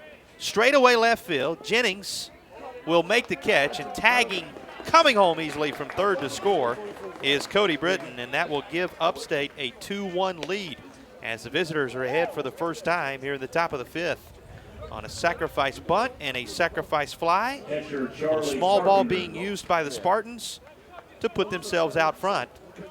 And now here's Charlie Carpenter, who used anything but small ball the last time he was up. Carpenter homered over the left field fence in his at-bat just 1 inning ago to tie the game, and now the Spartans, with an entirely different approach, have manufactured a run to claim the lead. And the first pitch to Carpenter misses for a ball. It's 1-0. Elliott Lance with that arm dangling out off the right side of his body. Loads up and fires sidearm again and just misses outside as it goes to 2-0. Left out at second base is Shimko. 2 are now down in the inning. After the RBI sac fly from Zach Kreider, his first RBI of the year. Carpenter driving in a run already with that home run I mentioned in the game as his 2nd RBI of the season on the solo shot. He's looking for number 3 right here and is ahead in the count 2-0. 2 runs, 5 hits in error for Upstate. 1 run, 2 hits in error for Wofford as we play in the top half of the 5th inning on what's been a dreary day but has turned into a nice enough night for baseball here in this Hub City rivalry. Spinning all the way around is Lance, and he will step off after chasing Shimko back to the bag. Beaver on deck if he's needed. Gilbert is in the hole for Upstate if they turn this inning into something more. Here's the 2-0 outside. It goes to 3-0. So perhaps Jake Beaver will bat here in the top of the 5th inning as Elliott Lance falls way behind. Lance bent over with, as I mentioned, that arm dangling. The Lexington product against another of his in-state rivals, and taking a moment to get together on the signs. He and Waln finally decided to just talk about it as Carson Waln will trot out to the mound to discuss things with him. You look back at his time at Lexington High School, the junior was 4-1 with an ERA of 1.5 during his senior season. 38 strikeouts against 9 walks, also had 4 saves and 2 complete game shutouts. Did a little bit of everything as an all-region and all-state player at the 4A level for Lexington. We talked about the 24 appearances a year ago. He made 16 of them the year prior, and it's just been a workhorse for the Terriers since arriving on campus here in Spartanburg. His pitch misses outside, ball 4. That'll let Charlie Carpenter trot down to first base. Carpenter aboard alongside Shimko, who is still in scoring position, and Jake Beaver will be the batter. Wind picking up, and it's blowing out toward left field once again as it steadies here in the top of the 5th inning. Shimko leading off second, with Carpenter off first. The pitch floats right in over the inside corner of the plate, and Beaver falls behind 0-1. Beaver 0 for 2. He's flown out to left, and Demetrius Jennings both times that he has been to the plate. About all the newcomers, the 8 freshmen, the 4 all juniors who transferred in, but that there were so many faces still there for Upstate. Kreider, Carpenter, Beaver, Fickus, these guys that have been able to accomplish this here in the 5th inning. They're that return group looking to build upon what they learned a year ago in a campaign that left them with only 15 wins in 2015. They were 15-38. 4 conference wins against 17 losses for an 8th place finish in the A-Sun. This is a team that believes they can do much better than that, even though the media still has them slated toward the bottom of the conference coming into 2016. Pitch taken low and away, 3 balls and 1 strike. The count to Jake Beaver. They've got to compensate for the loss of Eric Samples and Stephen Dowling. Dowling, who was a 260 hitter, drove in nearly 20 runs, and Samples, their senior leader, who hit 318, and there's a called strike, makes it full at 3-2. Had 42 runs scored, nearly 70 hits, 3 home runs, 28 RBIs. He graduated and was their biggest loss out of the 2 starters they lost from a year ago. But this core group still together, looking to build upon a 2-1 lead here in the 5th inning across town. And it's a called strike 3 at the letters. Beaver was ready to turn the bat aside, toss it toward that first base dugout, and see the bases loaded for Hunter Gilbert.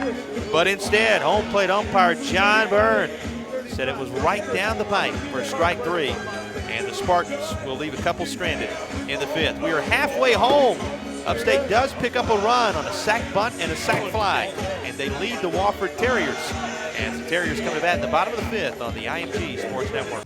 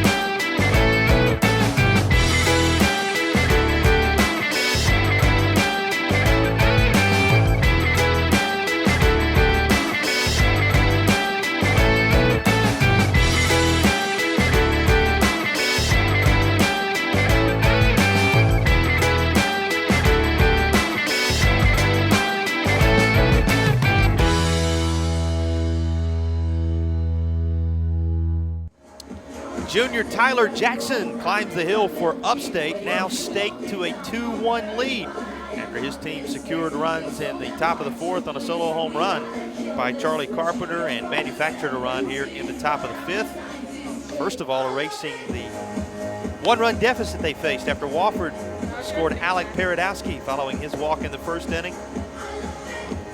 Infield single by Waln, helping bring that run home.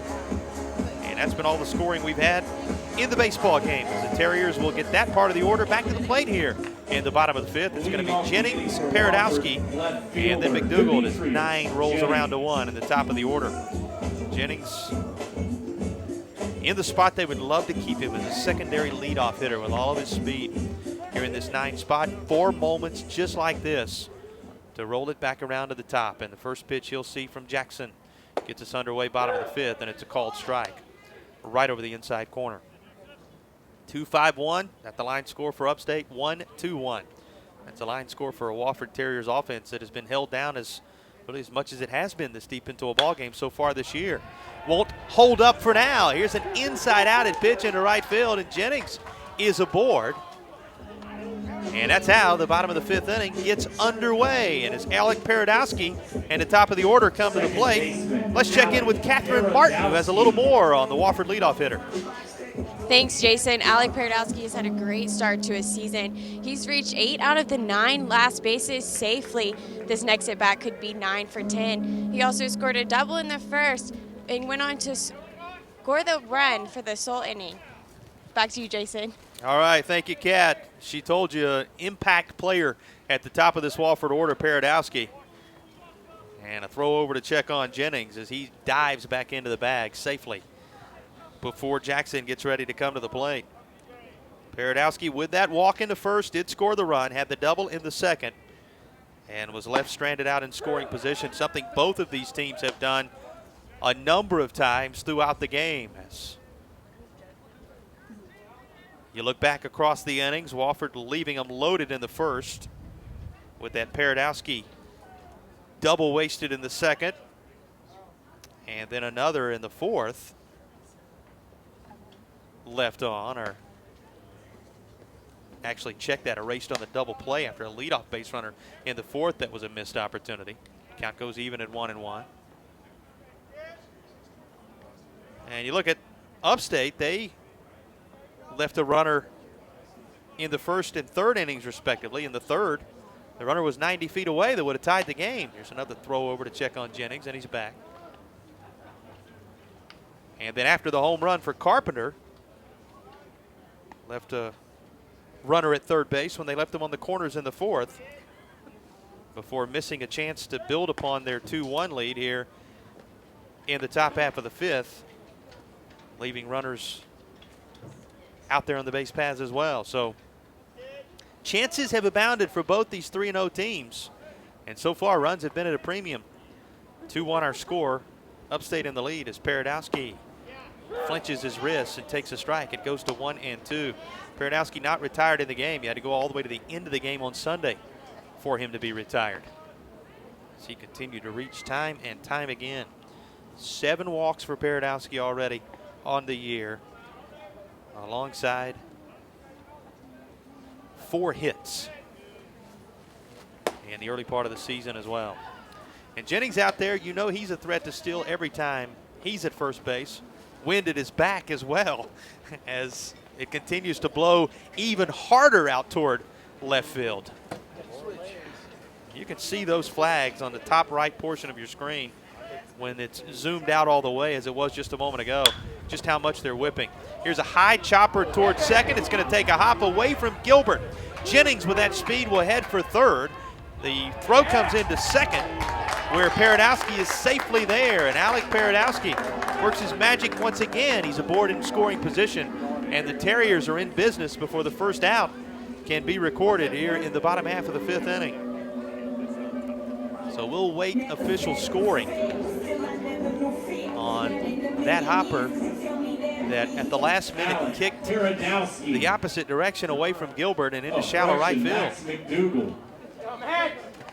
Both teams had 1 error posted prior to that. The Terriers with Paradowski out at second and Jennings at third in business with McDougald now at the plate, and Jackson laboring for the first time in a while. Here's a big cut and a miss.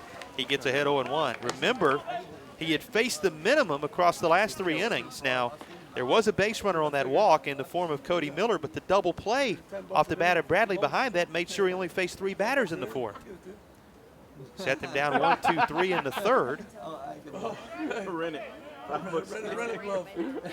And he was working a string of innings here, 3 of them consecutively that he put up a 0 in the bottom half against the Terriers. Now threatening to see that streak come to a close and the ball game be at least evened up again here. Gets ahead though 0-2 on McDougald. It's going to go down as a single for Paradowski as it sneaked through, or a base hit I should say, for Paradowski as it sneaked on through and gets him down to second base as opposed to an error. So continue to see that average climb for Alec Paradowski, the left-handed hitting leadoff man who's hitting well above 300 in the early part of the season with yet another base knock. 0-2 the count on McDougald in a 2-1 game. Upstate in the lead. Wofford with runners on second and third, and a pitch high as it goes 1-2. McDougald has not had a good night at the plate. He is 0 for 2, has struck out both times at the hands of Tyler Jackson. And the Upstate right-hander is in a situation where he needs a strikeout once again here. Here's the 1-2. This is drilled into left, way over the head of the left fielder. It's going to one-hop the fence. McDougald will drive in 1 run as the runner at second, Paradowski, had to hold just to make sure that Shimko wasn't going to be able to get back there and make the catch. So it's only Jennings who trots home, and the game is tied at 2 apiece on an RBI knock from Max McDougald, who coasts into second base before the throw can come back into the infield. McDougald with his 4th RBI of the year as he ends up doubling to the wall out there in left. What happens if he jumps 50 feet in the air and catches it? Move Paradowski to third. And after the RBI knock in a 2-2 game, it's Rudisilli who will be the hitter. And before he does hit, the Spartans are going to talk it over. Gathering up atop the hill. Pitching coach as well as their catcher, Charlie Carpenter, who saw all the work he did with the home run back in the 4th inning and the work of his teammates, Fickus and Kreider, with the sacrifices of the bunt and RBI sac fly variety in the 5th, erased in what is now a brand new ball game. Wofford using this opportunity to talk over things with their entire offensive unit. Just this side of the third base coach's box. And now out to break up the meeting is John Byrne, the home plate umpire. You got no out. Spartans have action in the pen. Zach Mitchell, who we thought perhaps was going to be the starter in this game, he was scheduled to start yesterday in that game that was rained out. And there's another situation much like what we talked about with the Terriers, where you knew at some point they were going to use him, even if in limited action, is the junior out of Bowling Springs that is throwing for the Spartans. So runners on second and third, still nobody out, and here's the 3-hole hitter, Rudisilli. And he takes a pitch high and tight, 1-0. 4 hits now on the board for Wofford, 5 up there for Upstate, but they're even where it counts at 2 apiece, as they are in records. If you just happen to be working your way to us, both teams 3-0 coming in. Only one team will leave unblemished when the night is done, and it's fouled off by Rudisilli as it goes to 1-1. Paradowski over at third. McDougald down at second. Jennings already coming home to score in the inning. And nobody out in the bottom of the 5th. And the delivery from Jackson, who started things and is the only starter remaining in the game, as he will see it fouled off. Behind home plate again. It's 1-2 on Rudisilli. Rudisilli reached on an error in the 1st, was left stranded at third. He struck out. Was the 4th of now 6 strikeout victims in the game at the hands of Jackson. Yeah, he was like 50 when he was playing. And we await the 1-2. Here's the pitch. High, 2 balls and 2 strikes. Rudisilli, 5 for 14 coming into the game ahead of the error in the strikeout. Strikeout was the 3rd time he's been punched out on the year, but in the midst of all that, he scored 4 runs, doubled and driven in a run already on the young season. Trying to give Wofford the lead. Here's the 2-2. Checks his swing on a pitch well up above the letters, and that's a tough place to hold up, but Rudisilli does as it goes full, 3 balls and 2 strikes. Thank those of you joining us on the YouTube side, watching tonight's game, and certainly all of you with us on the Wofford IMG Sports Network. Good one here in Spartanburg between the 2 D1 programs in this city. And this is drilled on a 3-2 into center. Going to get over the head of Britton and all the way to the wall again. Coming home easily to score is Paradowski, but Britton fields it quickly off the wall, and again, by virtue of having to hold up just to make sure that the Upstate outfielder couldn't get out there and make a spectacular play, McDougald is going to be forced to only go to third, station to station for him. And it makes it simply a 3-2 Wofford game with Rudisilli at first, or second base, excuse me, as he coasts in down there. And the same situation now set on the diamond for Brett Hash, the Palmetto Pride cleanup hitter, though he now bats with Wofford back in the lead. So 2 RBI knocks back-to-back from McDougald and Rudisilli. And Hash with the table set after all 4 batters that have come to the plate here in this 5th inning have reached by virtue of a hit, giving Wofford a total of now 6 in the ball game. And we've got a meeting on the mound as the Terriers gather up to talk over their strategy.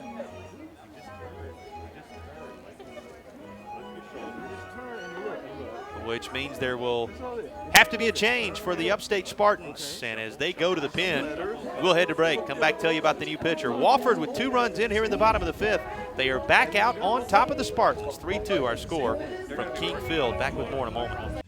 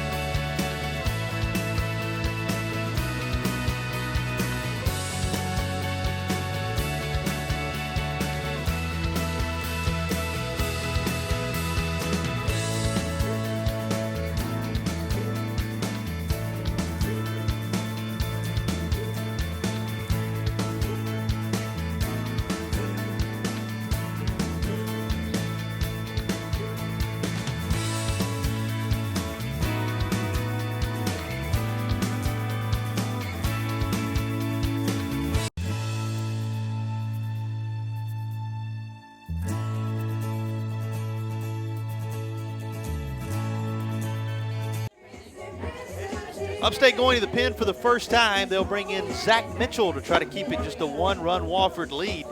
Really trying just to get any outs whatsoever here in the bottom of the 5th inning, in which the Terriers continue to threaten. Mitchell in his junior season out of Boiling Springs High School, right nearby here in Boiling Springs, South Carolina. Mitchell, who has a 1-0 record, he got the win on Saturday as he worked in that battle against Dayton, which ended up becoming a 6-4 Upstate victory. So seeing some time already this year and called upon in a pinch here with the raindrops beginning to fall a little bit just again here at King Field. Terriers have runners on 2nd and 3rd, nobody out, and it's the Palmetto Pride cleanup hitter Brett Hash who takes a strike. And that's how Zach Mitchell enters the ballgame. We should tell you about a scoring change.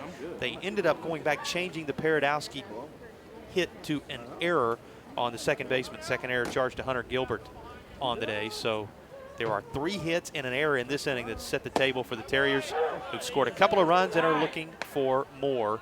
And here's a called strike against Hash, who struck out for the first time this year, his last time up, and he's way behind here, 0-2. He looks bigger than 12. Mitchell went 4 innings in that game on Saturday. Get back to his line as here's a ground ball on an 0-2 pitch into left. Base hit. Hash delivers again, as he has so often since putting on the old gold and black of the Wofford College Terriers. And coming home to score this time around, Max McDougall. And it is now 4-2 Terriers. Rudisili up to 3rd. And that's another RBI single. 3rd RBI knock in a row for McDougall, Rudisili, and Hash. 2, 3, and 4 spots in the order. And here comes Waln with a chance to grow the lead even further. Men still on the corners, and Upstate still looking to record the first out of the bottom of the 5th. So after they worked so hard to take the lead for the first time with back-to-back runs in the 4th and 5th innings respectively by a 2-1 margin, they have seen Wofford put up a crooked number on a number of knocks here in the bottom of the 5th inning, and just like that, Spartans trail by their largest deficit of the day, 4-2. Carson Waln bounces the first delivery foul 3rd base side. It's 0-1 as Hash retreats to the bag at first. Rudisili back to his station 90 feet away at 3rd base. Mentioned the light rain beginning to fall again. The wind has died down just a bit, but it's been a sloppy night off and on. Even though the temperatures haven't been bad, the elements have not been extremely kind. Throw over and back easily is Hash as we await the 0-1.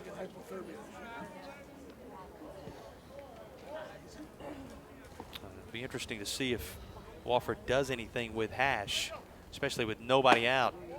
We know all the players from a year ago, how quickly they get them in motion in a runners on the corners type situation. Not a moment where necessarily you got to worry about stealing a run, as we've seen the Terriers do from time to time. With nobody out, you can let things develop, but they do like to put pressure on the defense, so you tuck that away in the back of your mind. Count is even at 1-1 now to Waln as he takes a pitch high, and here comes a 1-1 pitch outside. Goes to 2 balls and 1 strike. 6 hits up on the board for the Terriers, 4 runs, 2 hits and 5, or 2 runs and 5 hits, I should say, for Upstate in the contest. And now with a count 2-1, Zach Mitchell, the Bowling Springs native, checks the runners before delivering. This is in the dirt. 3 balls and 1 strike. So Wofford perhaps on the verge of having them loaded with Cody Miller on deck, McLean Bradley in the hole on what has already been a big 5th inning. Without an out retired as yet. And the Terriers now leading at 4-2. Here's a 3-1. And it's fouled off, so the count will run full 3-2. Kreider chases this all the way over to the fence, but he's going to run out of room easily. And it'll be up to Zach Mitchell to try and retire Carson Waln and keep the bases from being full of Wofford Terriers. Wofford poised to really open things up a little bit here in the bottom of the 5th.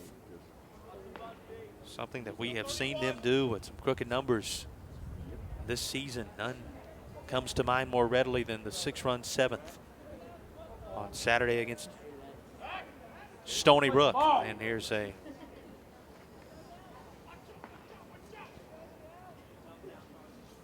stop and run the occupants of first and third back to their respective bags before delivering to Waln. And now here's Mitchell's 3-2 pitch. Called strike 3, went right down the heart of the plate with the fastball, and Waln was frozen as he is retired. Looking for the first time via the strikeout of the game, and he's 1 for 3 overall, had that infield single in the first. After grounding out the third and now striking out, third time he struck out this season. Upstate, though they had to end up getting 6 batters deep to do it, retires the first out of this 5th inning. They stay on the corners for Cody Miller. And he shows bunt but pulls back and takes ball 1. Mitchell, along with another Miller, Zach Miller for Upstate, and LaSalle are the pitchers that are back out of that core group from the Upstate pen in 15. Mitchell now being asked to emerge into the role of midweek starter. Delivers the 1-0, hit high and deep into center. Having to change directions is Cody Britton. He'll make the catch, tagging at third and scoring easily on the sacrifice fly and RBI from Cody Miller is Cody Rudisilli. One Cody brings home another, and it is now 5-2 as the Wofford Terriers stretch that lead out with a 4-run bottom of the 5th inning. Right fielder, McLean Bradley. So the Terriers, who saw Upstate score on a sacrifice fly to take the lead in the top of this 5th inning, returned the favor to build on their advantage. And with 2 down, McLean Bradley is the hitter. Throw over, but back easily to the bag is Brett Hash, who is the lone remaining base runner out there now. Bradley, who has flown out to right and grounded into a double play in his 2 trips to the plate, will try and extend the 5th. 1 in the bottom of the 1st, 4 in the bottom of the 5th, and the Terriers lead at 5-2 as a strike is taken by Bradley. It's 0-1. 2 Upstate errors have been committed in the game, and in the 2 innings that the errors have been committed, Wofford has scored all their runs.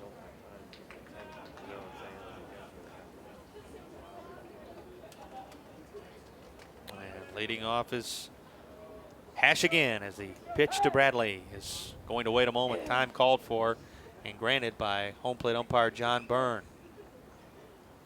Kyle Cothran joins him in the field. The 2-man crew responsible for keeping things in order on this Wednesday night in Spartanburg. Here's the 0-1. This is going to skip away off the glove of Carpenter, and Hash is going to coast down to second base. So he's now in scoring position for McLean Bradley with a count 1-1 and 2 down.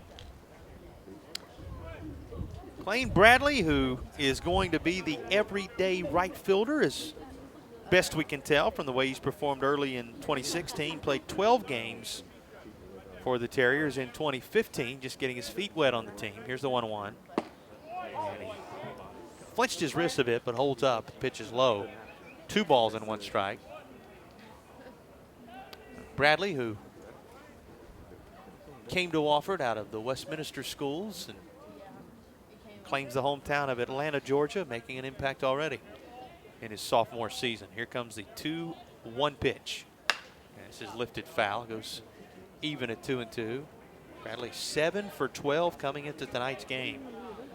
So if you just hear the fly out to right and the double play ball that he hit into in this one, you missed the point of what he's done through the first 3 games of the year. 4 driven in, nobody driving in more runs. Hash just as many, but nobody more than McLean Bradley so far on the year coming into tonight. Here's the 2-2, it's low. And the count runs full, 3 balls and 2 strikes. Wofford flexing their home muscles once again, a place where they won 27 games a year ago. And trying to make it 4 straight at home against a team in Upstate on the road for the first time. We talked about all these teams have in common. They also work together every year to create an opening weekend environment for teams from up north and get to play their first weekend at home each and every season. It's worked out well for both of them so far, and the Terriers here tonight. Ground ball on the infield, handled nicely by the shortstop, and the inning comes to a close, but not before Wofford comes away with 4 hits. They turn it into just as many runs, and they will carry a 5-2 lead into the 6th inning here at King Field on the Wofford IMG Sports Network. We are the Southern Conference. And it's on us to stop sexual assault on our college campuses, to get in the way before it happens. To get a teammate or friend home safe. To not blame the victim. We are the Southern Conference. And it's on us to look out for each other on our campuses. To not turn a blind eye. To intervene when something isn't right. We are the Southern Conference. And it's on us to stand up. To step in. To take responsibility. We are the Southern Conference, and we take the pledge to stop sexual assault. It's on us, all of us, to make a difference on our campuses. Join us and take the pledge to be a part of the solution at itsonus.org.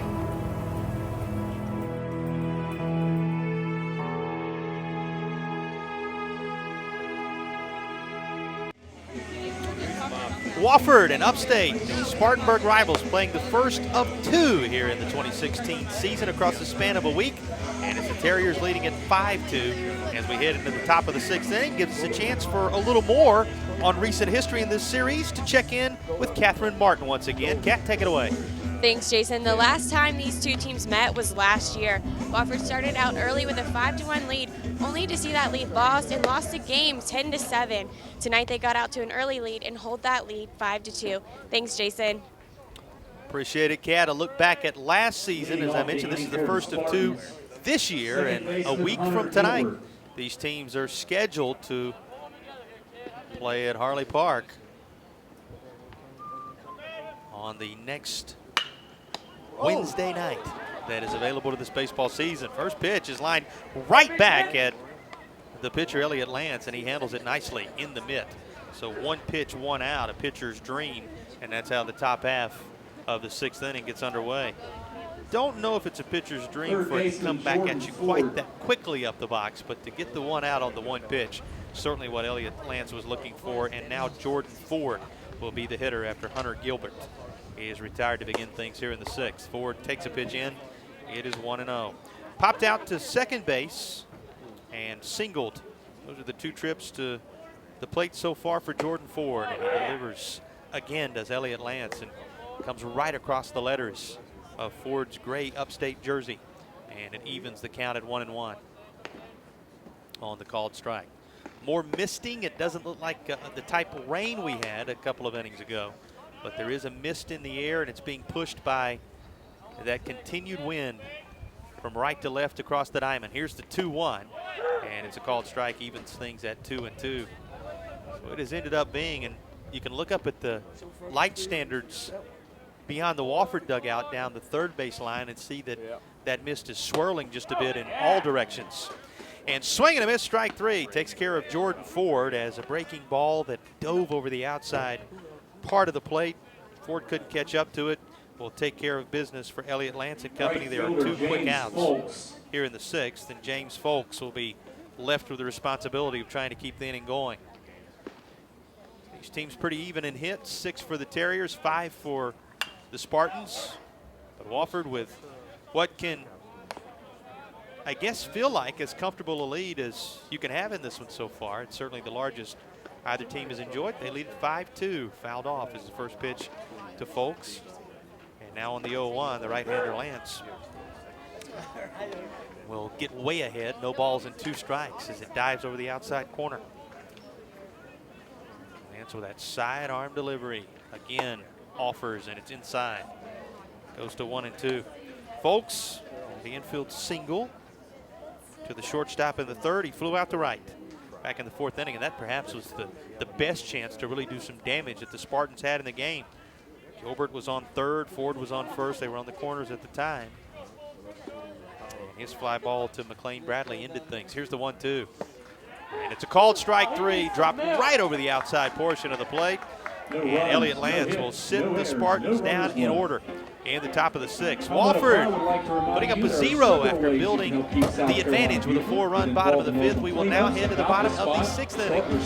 And it's 5-2 Terriers in the Wofford IMG Sports Network. Palmetto Pride, your anti-litter and beautification organization, has been helping keep South Carolina beautiful for nearly 15 years. Our volunteers picked up 7,395,000 pounds of trash in the past year. Do your part to keep South Carolina beautiful. And don't litter. If you see someone littering, call the Litter Buster hotline, 1-877-725-70.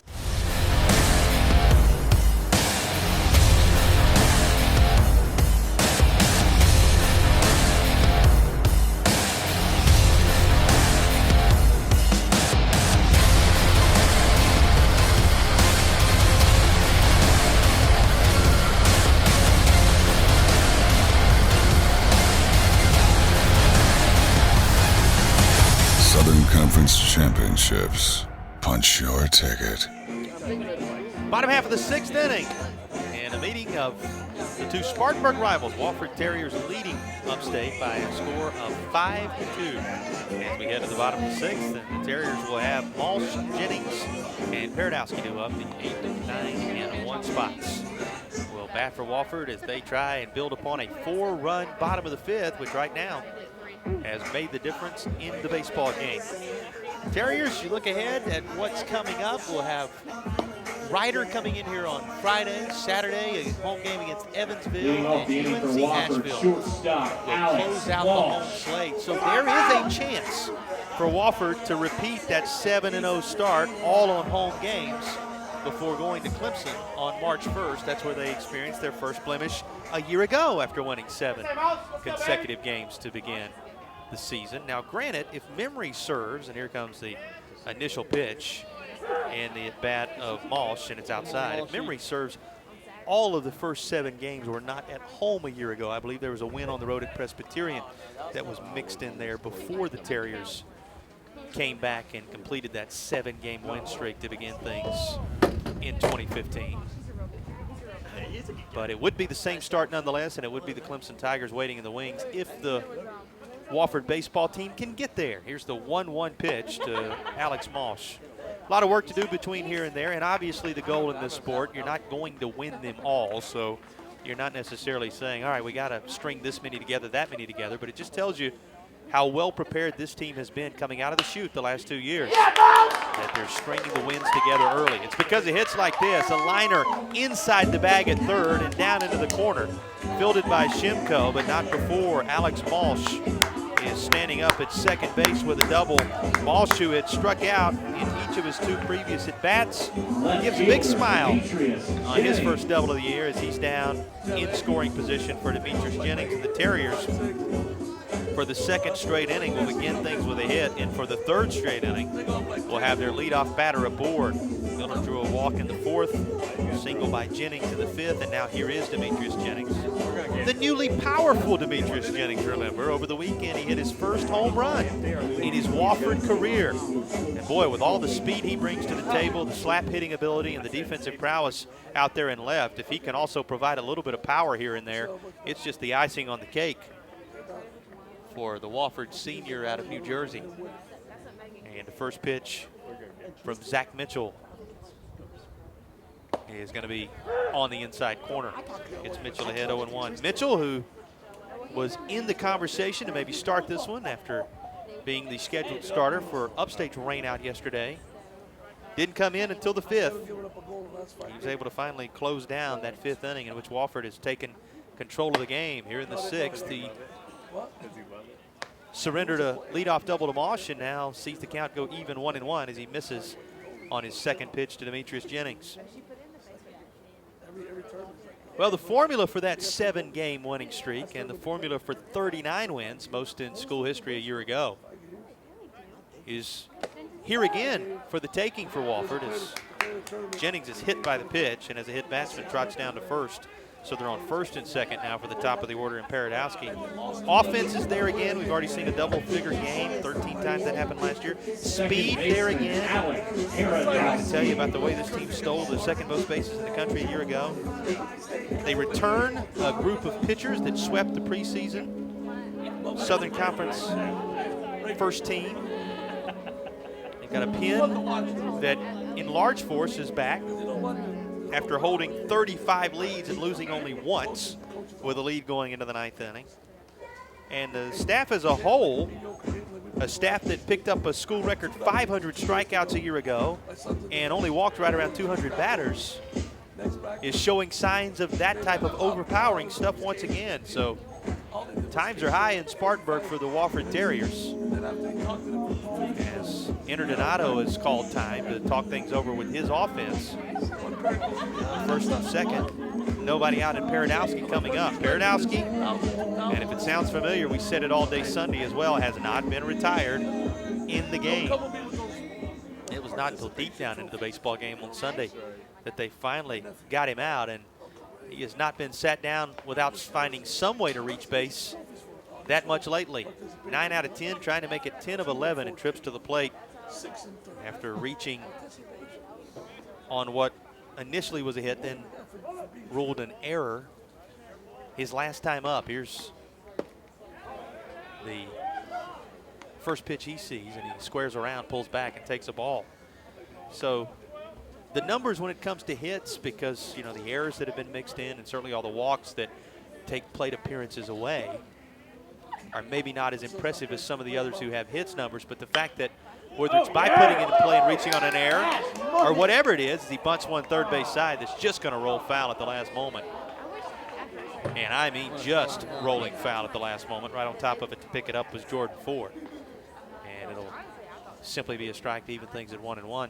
But whether you talk about the errors and the pressure he put on the defense by putting the ball in play, the walks that, while they're not official plate appearances, continue his numbers on on-base percentage that have already been impressive the last couple of years. He's doing every little thing you want out of a leadoff hitter, having only been legitimately retired and sent back to the dugout once in his last 10 plate appearances. Here comes the 1-1 to Paradowski as he is squared around way early, and he will bunt this. This is fair third base side.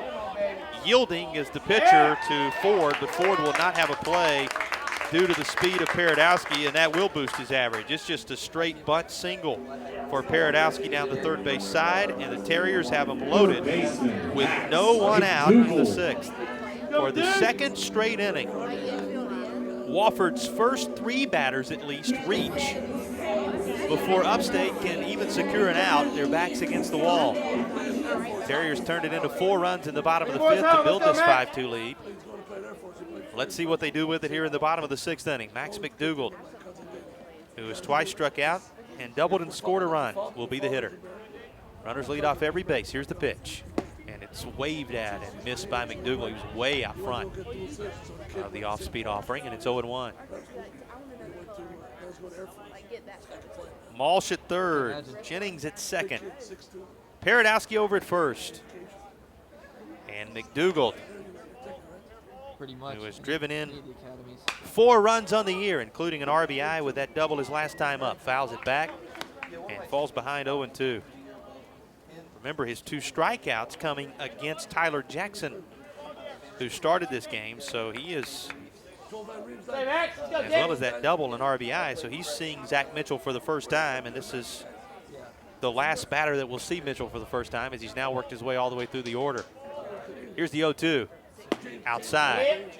A ball and 2 strikes. 8 hits up on the board now for Wofford. A couple of Upstate errors alongside those 8 hits, contributing to 5 Terriers runs. And McDougald, with 1 swing of his bat right here, can make it a whole lot more, and the heart of the order is looming with Rudisilli on deck and Hash in the hole. And a big cut, huge strikeout. 3rd time McDougald has been struck out in the game, and it was a timely K for Zach Mitchell. Only the 2nd strikeout since Mitchell took over. And for the Spartans, their 8th strikeout in the ballgame, and it could not have come at a more key moment right now, as it will leave everybody right where they are on their respective bases for Rudisilli. He doubled and drove in a run his last time up back in the 5th, and here he is in the 6th with a chance to do the same, perhaps even more. In the first pitch in the zone for a strike, and that'll get Mitchell ahead 0-1.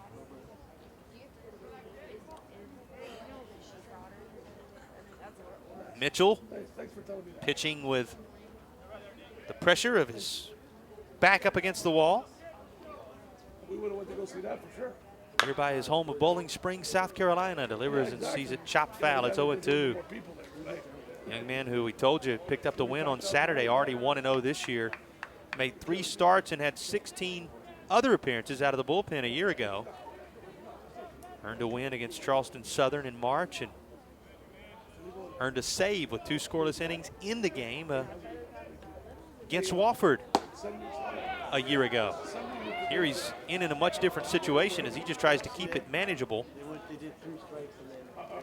Finished the year strong, did Mitchell, as he misses, and to count 1-2 with him missing outside. It didn't allow a run in 2 out of the final 3 appearances he made in 2015 to leave a pretty good taste in his mouth coming back and now embracing a new role for the new season.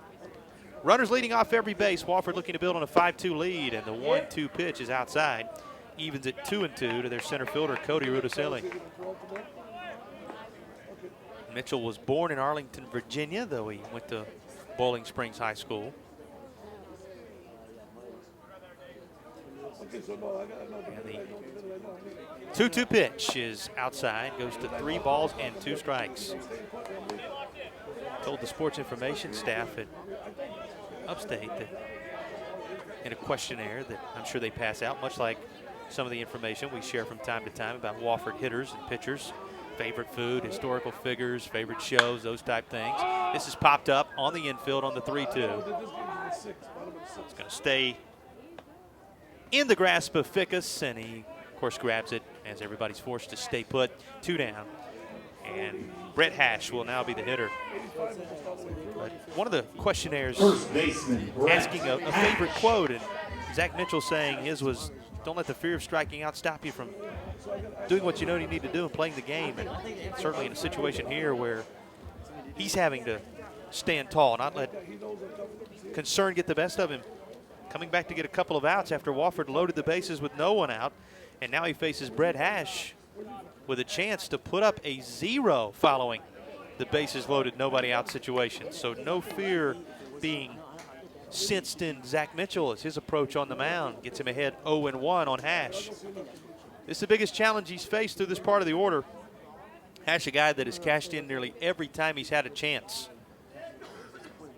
in the early part of his Wofford career, and he takes a pitch high, 1-1. And he was a guy who was expected to come in and make some immediate impact. Hash setting new records at the community college level. He takes away, goes to 2-1. Hit .443 a year ago for the season, set the single season home run record, scored 60 runs, had 16 doubles, and 7 triples a year ago, in arcade-like numbers that the Wofford staff was hoping would just translate in some proportion. They've done that and a whole lot more through the first weekend of the season. Takes a strike, evens at 2-2. A deep breath taken by the Palmetto Pride cleanup hitter, Brett Hash, as the junior out of Pennsylvania waits the pitch, and a 2-2 is dribbled right side of the infield. It's a fairly slow roller, but underhanding it to the bag at first is Gilbert, the second baseman, just in time to get Hash by about a step and a half, and that will bring the inning to a close. What an impressive inning of work for Zach Mitchell as he kept Upstate within 3 runs. Wofford loaded the bases with no one out, and he came up without a run as they leave them all stranded. We push forward to the 7th inning, 2/3 of the way home here in Spartanburg. Terriers leading at 5-2 on the Wofford IMG Sports Network. If you're entering a Division I college or university on or after August 1st of 2016, there are some new academic requirements you need to know. First, you have to graduate high school within 4 consecutive years from the start of 9th grade. And in those 4 years, you have to pass 16 core courses. Next, your 16 core courses must be taken in a specific area of study at a specific time during high school. Your 16 core courses will determine your core GPA, which must be 2.3 or higher to be eligible to practice, compete, or receive an athletic scholarship during your freshman year in college. 10 of those 16 have to be taken before your 7th semester. Those 10 courses are locked in, meaning you can't retake them to improve your GPA. You must also earn a combined ACT and SAT score that matches your core course GPA on the Division I sliding scale. It's important to build a team that you can depend on for guidance and support. So go talk to your guidance counselor and ask them to join your team. We all were in your shoes just a few years ago, so we know what it takes to become a Division I student athlete. More importantly, we know what it means to make our dreams become a reality. You can too.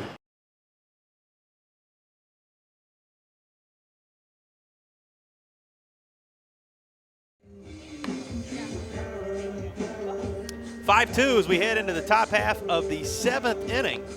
And the Terriers sticking with their side armor. Elliott Lance out there on the mound. He gets set to face Upstate's 9-1 in 2 spots. It'll be Britton, Shimko, and Fickus due up. 4 runs in the bottom half of inning number 5, allowing Wofford to erase a 2-1 deficit and build this 5-2 lead. 5 runs alongside 8 hits and an error for the home team. 2 runs, 5 hits, and 2 errors for the visitors from across town, and both of those errors coming in innings in which the Terriers scored runs, 1 in the first and the 4 that were just mentioned in the 5th. So here's Britton. He has doubled and struck out. It's been kind of a feast or famine type situation for Britton after that double. Came around to score the 2nd, and at the time, go-ahead run for Upstate in the 5th. And his strikeout came against John Caskey back in the 3rd inning. First pitch he sees here, just off the plate. It's 1-0. Britton with that double, trying to build on it by putting it in play here down the left field side. Jennings with all that speed gets near it at the line, but he misjudges it, misplays it, and it ends up going up against the wall at the base of the warning track. And Jennings, by the time he ends up getting to it, will have to fire it in as Cody Britton stands up at 2nd base. And you would think, although Jennings had to go a long way to get there, that would be the 2nd Wofford error. We'll see as it's posted up on the board. Could perhaps be the 6th Upstate hit of the game, as it was hit well, and he did not get a glove on it. Sometimes that's the determining factor out there in left, and it looks like that's going to be the case, that it is going to be a double for Upstate's 9-hole hitter, Cody Britton, and set the table for the top of the order. Here's J.J. Shimko. So Jennings would tell you probably a ball he feels like maybe he could have gotten to. He ran a long way. His speed was impressive in getting there and just could not quite corral it, as it ended up over behind him with the head of steam he had to use to try and get there. Here's Shimko, struck out, been hit by a pitch, and he grounded out to the first baseman in 3 trips, and checks his swing here and takes a ball. Shimko, who coming in, started all 3 games, sharing that distinction with only 3 other players in this Upstate lineup. Here's the 1-0, bunts at 3rd base side, but it's going to go foul. The bunt to move the runner is something that the Spartans at times tonight have had a little trouble executing. those 4 players that have started every game so far for Upstate, Shimko, Fickus, Carpenter, who homered earlier in the game, and Hunter Gilbert. Those are the only 3 that coming in are the only 4 that coming in had played all 3 games for the visitors from the Upstate campus just down the way. 1 ball and 1 strike is the count to Shimko. 5-2 the Wofford lead in the top of the 7th inning. And Britton leading off second base. Here's the 1-1. Lance will spin around and chase the runner back to the bag at second before delivering it. Pair of 3-0 teams at Russell C. King Field tonight. Wofford College, where they've been playing baseball since the late 1800s. Here comes the 1-1 pitch, and this is sliced right back up against the protective netting behind home plate. Goes to 1-2. Anytime 2 teams from the state of South Carolina battle it out, Palmetto baseball's so good that you have to give attention to it. Of course, South Carolina and Clemson so solid as the premier programs over the last several years. It's Coastal Carolina who's received some attention and some national rankings coming into this season. What Wofford has been doing in the Southern Conference, absolutely impressive. And Upstate trying to battle in the A-Sun. Talk about the College of Charleston, the Citadel, those who are there from time to time. And South Carolina team's been going head-to-head since all the way back in the early days of Wofford baseball. Here comes a 2-2 pitch from Elliott Lance to Shimko. Runner takes his lead off second, and the delivery will hit Shimko, and he will work his way down to first base as a hit batsman. And staying at second base is Britton. He was moving, but obviously will have to retreat to the bag on the dead ball. And now Daniel Fickus will be the hitter. But diving into some of that Wofford history, it's very interesting. And the mark both of these programs have made on baseball, something special in their own way. Terriers had the first records they really kept in the mid-1890s. In 1895, a year they went 2-0, beating South Carolina and a team out of Gaffney, whatever that might have been. Here comes the first pitch in the at-bat of Fickus. He's going to square around, but pulls back and takes a ball. It's 1-0. And the 98 team, one that we can obviously take some pride in. Furman, Clemson, and South Carolina all defeated in the same year by the Terriers to sweep the state title. And then you come on down the line, and as I mentioned back in the first inning in 1980 and 81, the gentleman who's in the third base coach's box, Matt Fincher, the skipper of the Spartans, on this baseball team for the Wofford Terriers. Count even at a ball and a strike on one called on Fickus. But across the history of this Wofford program, 17 different players having been recorded as either signed or drafted as professionals. Here's a pitch, lifted in the air, shallow right, diving play, Paradowski, but it gets down. Eludes his glove after a valiant effort, and heads up base running will make sure everybody's safe as Shimko waited as long as he could, or Britton, excuse me, waited as long as he could, then trotted on to third, Shimko down to second, and it's Fickus who, with the ball that really could not have been placed any better out there to elude Paradowski, who almost made an outstanding play as at first base, as now the Spartans return the favor of what the Terriers did in the bottom of the sixth, and they have them loaded with nobody out here in the top of the seventh. But Wofford expanding, growing, building that history of both on the baseball diamond and in all sports. We talked a little bit over the weekend about the new Richardson Indoor Stadium being built for a basketball program that has made the NCAA tournament 4 out of the last 6 years. Back-to-back reigning Southern Conference champions, and they'll have a chance to defend that here in about a week or so in Asheville, North Carolina at the SoCon tournament. And the first pitch to Zach Kreider, the 3-hole hitter, is swung on and missed, strike one. Spartans threatening, tying run now is aboard. And Kreider, who has some pop in his bat, had a sacrifice fly and an RBI his last time up, is behind 0-1 in the 5-2 game. Here comes the 0-1 pitch to Kreider. He takes a big hack again. Can't make contact, and it's quickly 0-2. Carpenter is on deck, and he had the home run earlier in the game, which got the Upstate Spartans on the board. There is action. Spencer Kuhlman one of two Terriers throwing in the bullpen as we speak. Here's the 0-2 from Lance, and it's outside. 1 ball and 2 strikes. But it is certainly high time for these Terriers. You look across their history, no era better than this one. There have been some eras that have been pretty impressive, but this one very, very solid to say the least. Talk about professional players as the 1-2 is set to be delivered to Kreider. Runners take their lead off every base, and Kreider cues it off the end of the bat. It'll stay 1-2. So Jordan Aceta, we're told, the other pitcher throwing alongside Kuhlman down in that bullpen. Last year distinguished for another reason other than those 39 wins. First time that 2 players have been drafted from the same team here. Leftwich, who was drafted by Philadelphia, and of course Stillman, who decided to come back to school after being drafted by the Red Sox late in the draft. Here's the 1-2. Chopper to short, could be 2. To the bag for 1 at second. The throw on to first is in time. So while a run will come home to score for Upstate, making it a 5-3 game, that twin killing will almost assuredly erase the big inning and keep the lead intact, you would think, at 5-3. Now could go to 5-4, obviously. Runner's still down at third, 90 feet away. But barring that double play, had that not happened, Upstate poised to be in a position to maybe with a base hit here tie the game instead of just pull within 1. And a visit out to the mound. So we'll see if it's just a discussion with Lance or if, in fact, we're going to see one of those 2 players warming in the bullpen. Standing around the home plate area is Charlie Carpenter, who homered back in inning number 4 and walked his last time up in the 5th. But that twin killing, a big defensive play for the Wofford Terriers off the bat of Kreider, as it ends up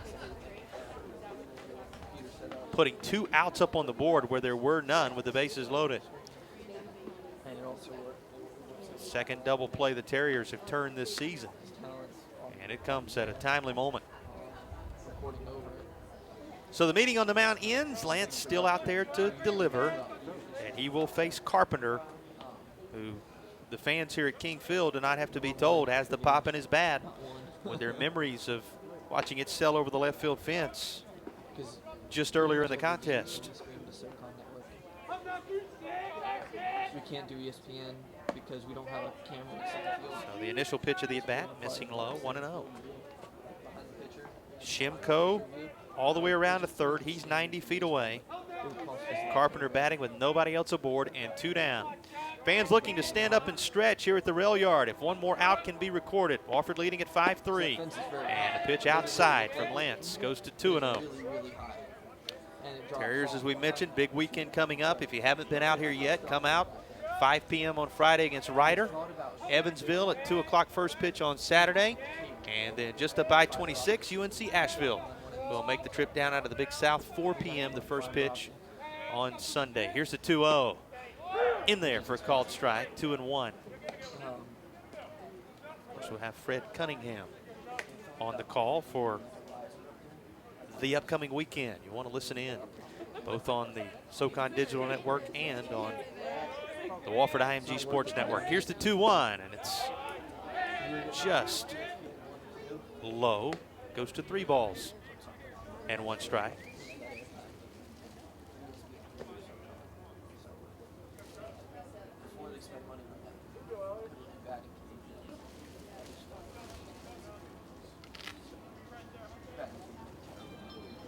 (5-3), Wofford leading it. Upstate, with a runner down at third base, hoping to at least make this a 1-run game and salvage what appeared to be shaping up to be a big inning. And remember, Wofford's had their chances just like this as well. Terriers left them loaded. As ball 4 outside will allow Carpenter to reach, and they're on the corners with 2 down. Wofford left them loaded after loading them up with nobody out in the bottom half of the 6th inning. Upstate getting at least 1 out of it here in the 7th. Will they get more? And now Beaver with the tying runs aboard again in the form of Shimko at third, and Carpenter over at first will be the hitter. And Todd Interdonato is out of the dugout, which means we will have a new pitcher. So with Upstate putting the tying runs out on the base paths in the top of the 7th and 2 down, Wofford going back to the pen. We'll tell you all about the new right-hander when we come back in just a moment. You are listening to Wofford Baseball on the Wofford IMG Sports Network.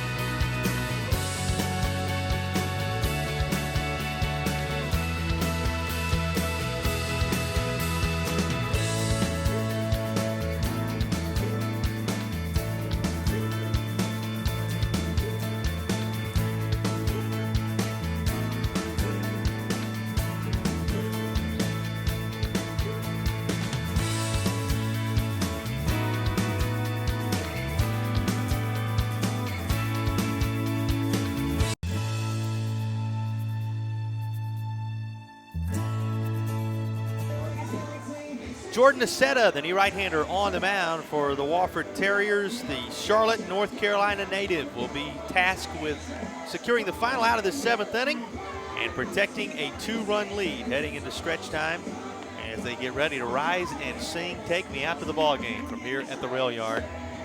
Aceta is the new right-hander. He's made 15 appearances, 6 of them starts a year ago, 38 and a third innings under his belt, 24 strikeouts across the course of the 2015 season after appearing in 13 games 2 years ago, including 6 starts that season. He pitched against Kentucky, 2/3 of an inning, gave up a couple of earned runs, walked a pair, and struck out 1 in those 2/3 of work last Friday. Aceta, one of the key right-handed pieces out of Todd Interdonato's bullpen, delivers. And the first pitch is outside. All right, actually going to catch the outside corner. It's 0-1. Also pitched 2/3 of an inning against George Mason on Sunday. Gave up a hit, an earned run, and faced 3 batters in helping get Wofford to that eventual 11-6 win over the Patriots out of the Atlantic 10. So Aceta making his 3rd appearance of the year here in Game 4 for the Terriers. And the 0-1 to Beaver is fouled off third base side. Goes to 0-2 quickly, and Aceta now 1 pitch away from nailing the 7th inning down with the 5-3 lead intact. Double by Cody Britton to begin the top of the 7th. The hit batsman of J.J. Shimko, who's now over at 3rd after Ficka's singled a double play. Really the savior for Wofford in the top of this 7th frame. But Carpenter since walked, and the tying runs are aboard. Here's the 0-2. Beaver swings right through it for strike 3, and Jordan Aceta, the right-hander out of Charlotte, stands tall to keep it a 5-3 game. Stretch time in Spartanburg. Wofford holding that 2-run lead on the Wofford IMG Sports Network. Hi, I'm John Imarino, Commissioner of the Southern Conference. With the full cooperation of our presidents and chancellors, the conference has created the SoCon Academic Exchange, a cooperative structure designed to benefit our academic efforts. 3 primary initiatives will be the collaboration of international study programs, a leadership development program to benefit faculty and staff, and an undergraduate research forum. For more information on the SoCon Academic Exchange, visit soconsports.com.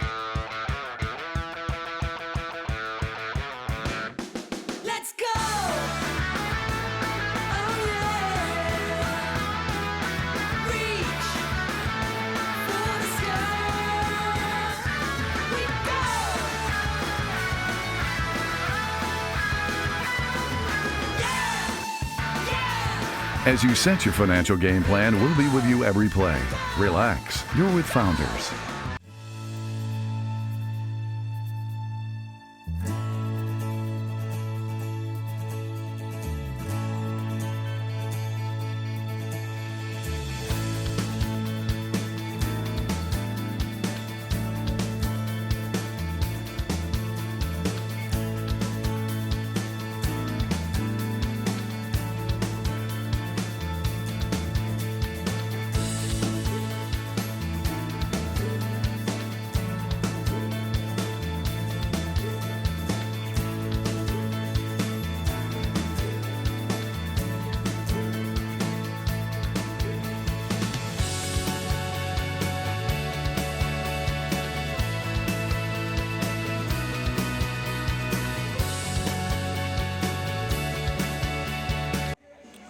Hub City Rivalry rolls on into the bottom half of the 7th inning. The fans have stood up and stretched and are enjoying a Wofford lead of 5-3 as we check in inside the Wofford dugout. We'll tell you all about the new pitcher, Jordan Miller, the right-hander who's now out on the mound for the Spartans in just a moment. He's going to face Waln, Miller, and Bradley for the Terriers. But we head in to the third base dugout to catch up again with Catherine Martin, who is with hitting coach J.J. Edwards. Take it away, Kat.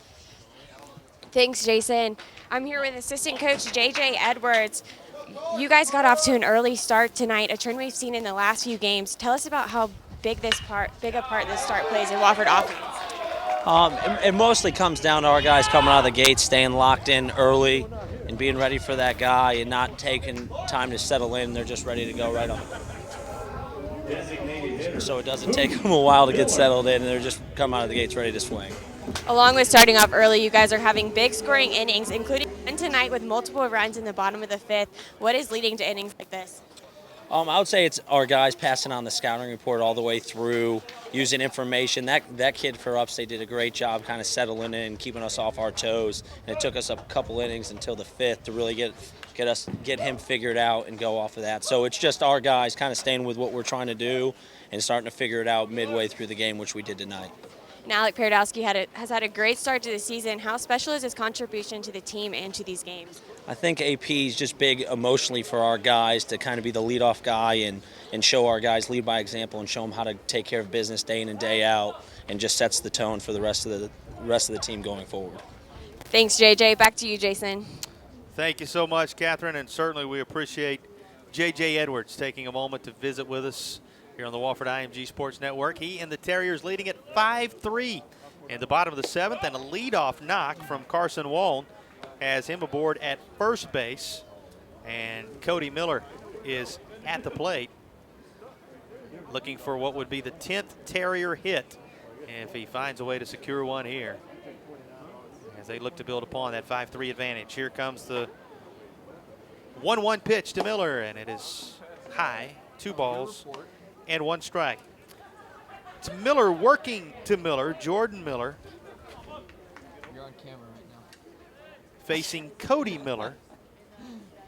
Jordan Miller in his junior season out of Winter Springs, Florida. And Cody Miller, who is at the plate for the Wofford Terriers in his sophomore season out of Newhall, California. So a couple of guys who share a last name coming a long way to battle it out in Spartanburg, South Carolina in the midst of a rivalry game on this Wednesday night. And the 2-1 pitch delivered from Jordan Miller to Cody Miller is chopped down toward third. Gloving it is Ford. He'll have no play at second, and in his hesitation to go towards second base, fires to first a little too late. It even skips out of the glove of Kreider.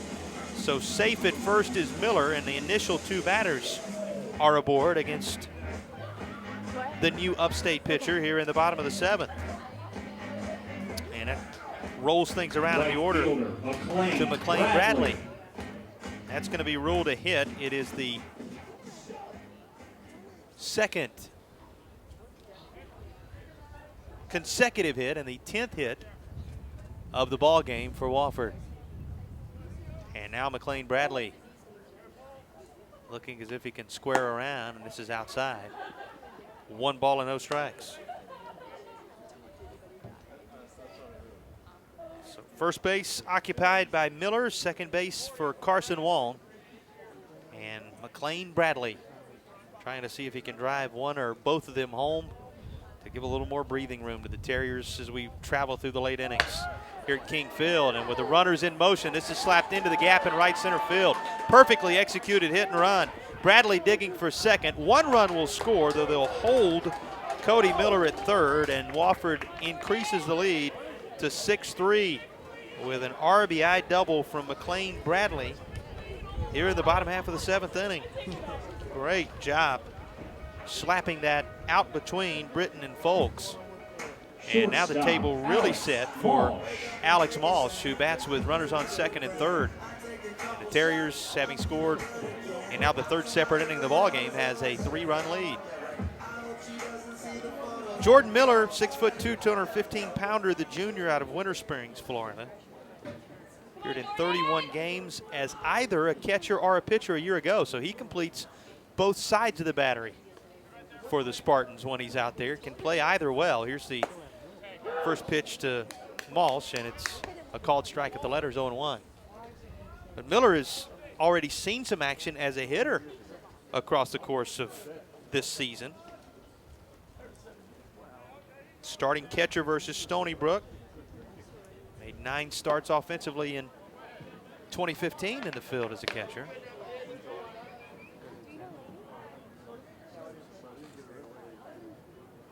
And of course, Miller, who is out there at third base now.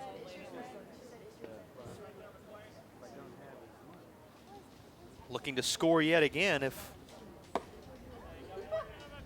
Malsh can find a way to drive him home. So one thing that these two players share, along with their last name, is their ability to play at that backstop position. But right now the work being done by Jordan Miller out there on the hill. And his delivery will leave the count at 1 ball and 2 strikes. 11 hits now on the board for the Terriers, 6 runs, 3 hits, 7 runs for Upstate. And Wofford with a lead at its largest mark of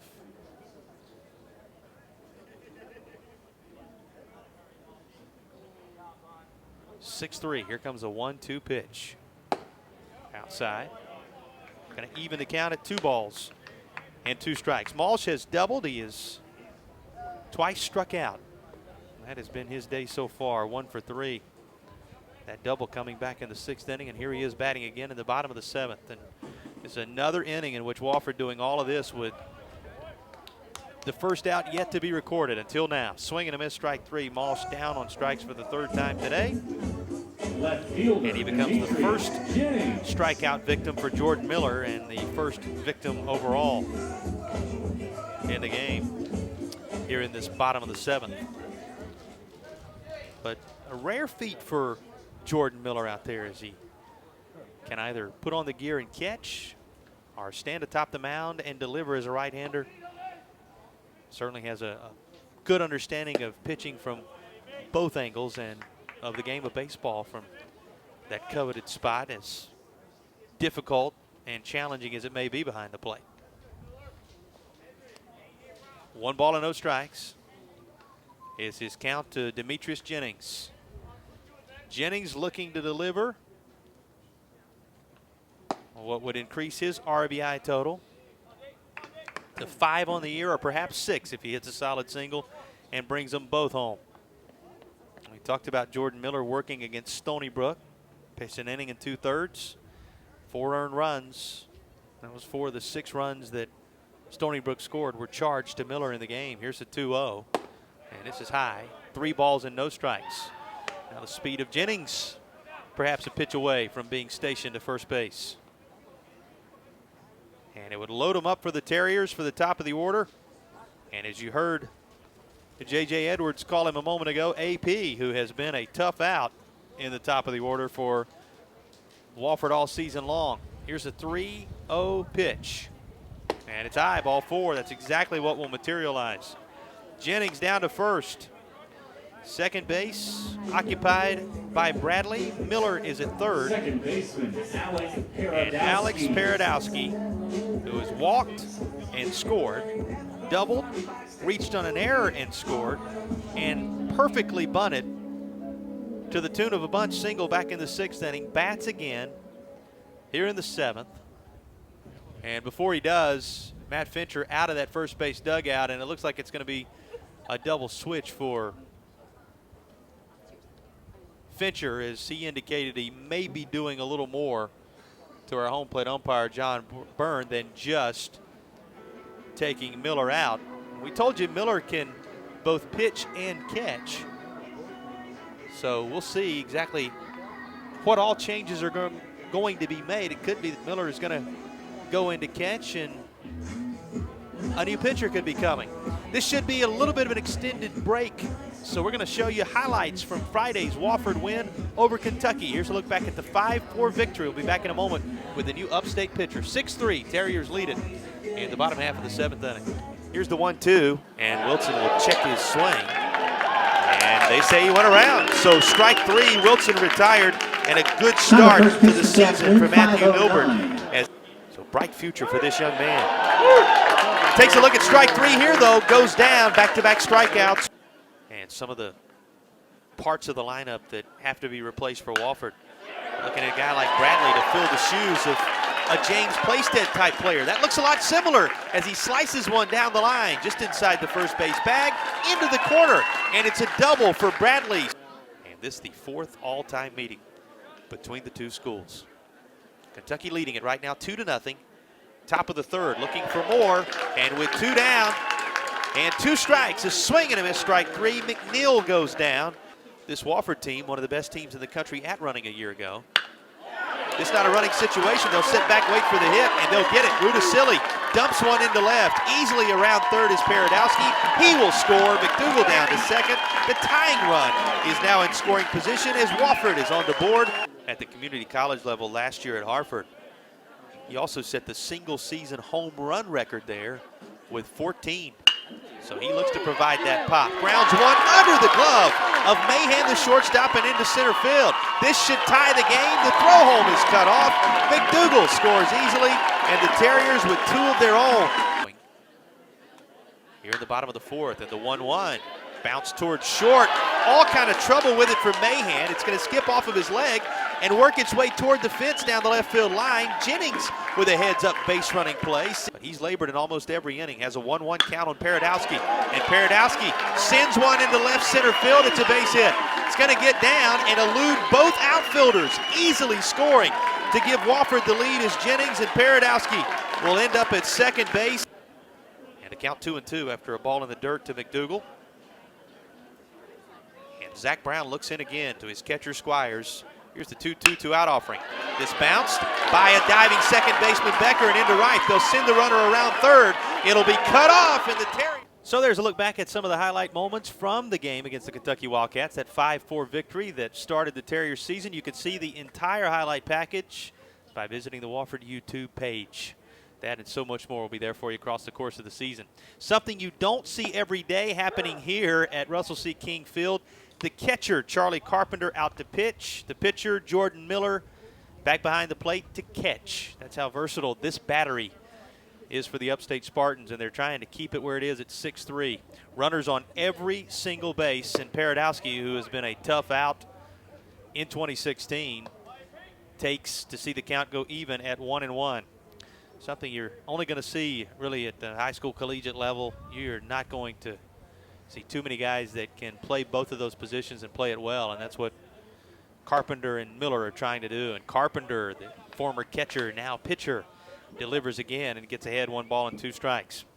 It is Miller at 3rd, Cody Miller that is, for Wofford, Bradley at 2nd, and Demetrius Jennings, who just drew the walk as the last batter faced by the now catcher Jordan Miller over at first base. And Paradowski awaiting the 1-2. And it's high. 2 balls and 2 strikes. 1 out, last of the 7th. Wofford 6 runs on 11 hits. They have a 3-run lead and a chance to open it up here in front of the home fans. Wind still blowing.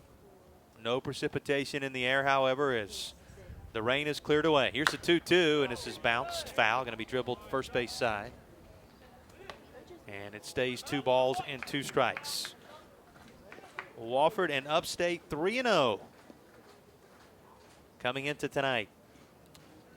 And one of them set to leave unblemished.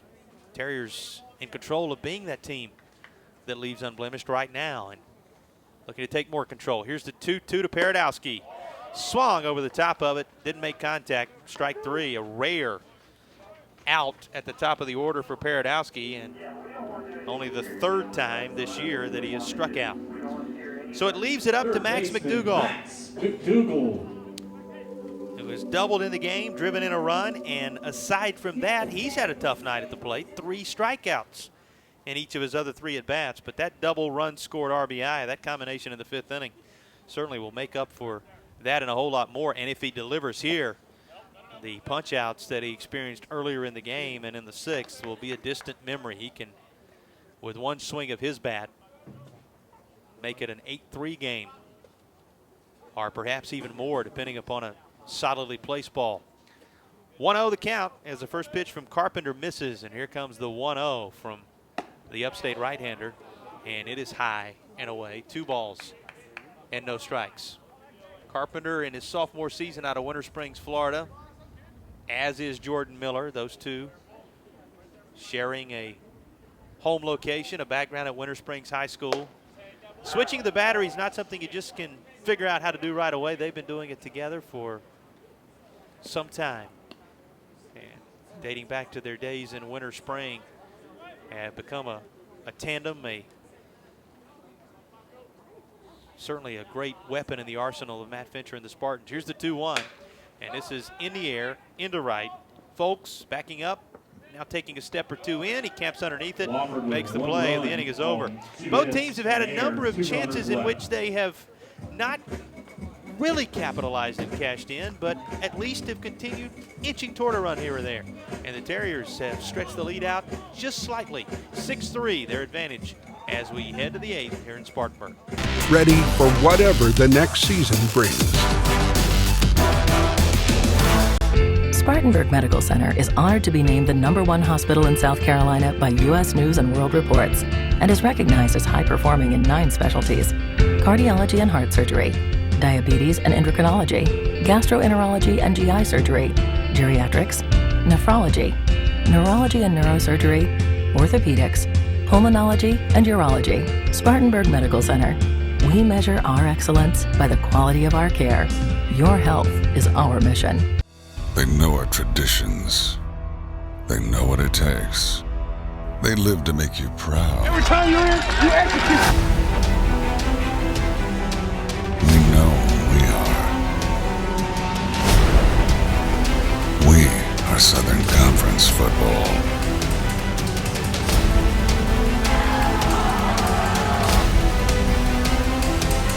We all live for Saturday. The Southern Conference dueling it out with the Atlantic Sun, 2 Spartanburg-based Division I programs, Upstate and Wofford. Pushing forward into the 8th inning, 6-3 is the Wofford lead. Back out to the mound is Jordan Aceta to try and sit down the 6, 7, and 8 spots in the Upstate order. Spartan with 6 outs offensively with which to work, trailing by those aforementioned 3 runs. One game scheduled in the Southern Conference tonight was postponed. It was Western Carolina and UNC Asheville. There are games going on around the Atlantic Sun. Central Florida leading UNF 4-3. That's in the bottom of the 4th inning. Stetson and Siena are in the bottom of the 4th. 2-0 Siena leading that one on the road at Stetson. And then, of course, the game we're playing here with Wofford leading it 6-3 and Aceta kicking his leg to fire. First pitch is swung through and missed by Hunter Gilbert, the second baseman. And that will get Aceta ahead 0-1. Both teams ahead of what will be a busy weekend of baseball coming up here in Spartanburg as well. He plans to come out against Ryder at 5 p.m. to get things started here in Spartanburg on Friday if you're going to be near the Wofford College campus. And here's a called strike. Goes quickly to 0-2 on Gilbert. Strikeout the first time up for Gilbert. Reached on an error and then lined right back to the pitcher his last time up. Here's a swing and a miss, strike 3. So sandwiched around that error and liner. 2 punch outs now for Gilbert on the game. And Jordan Ford is the scheduled hitter. Third baseman Jordan Ford. Jordan Ford popping out, singling, and striking out in his 3 trips to the plate so far. Ford, who played in 20 games and started 8 of them a year ago for Upstate, takes a strike here. Hit .214, had 4 RBIs. Also notched 1 double to his credit a year ago.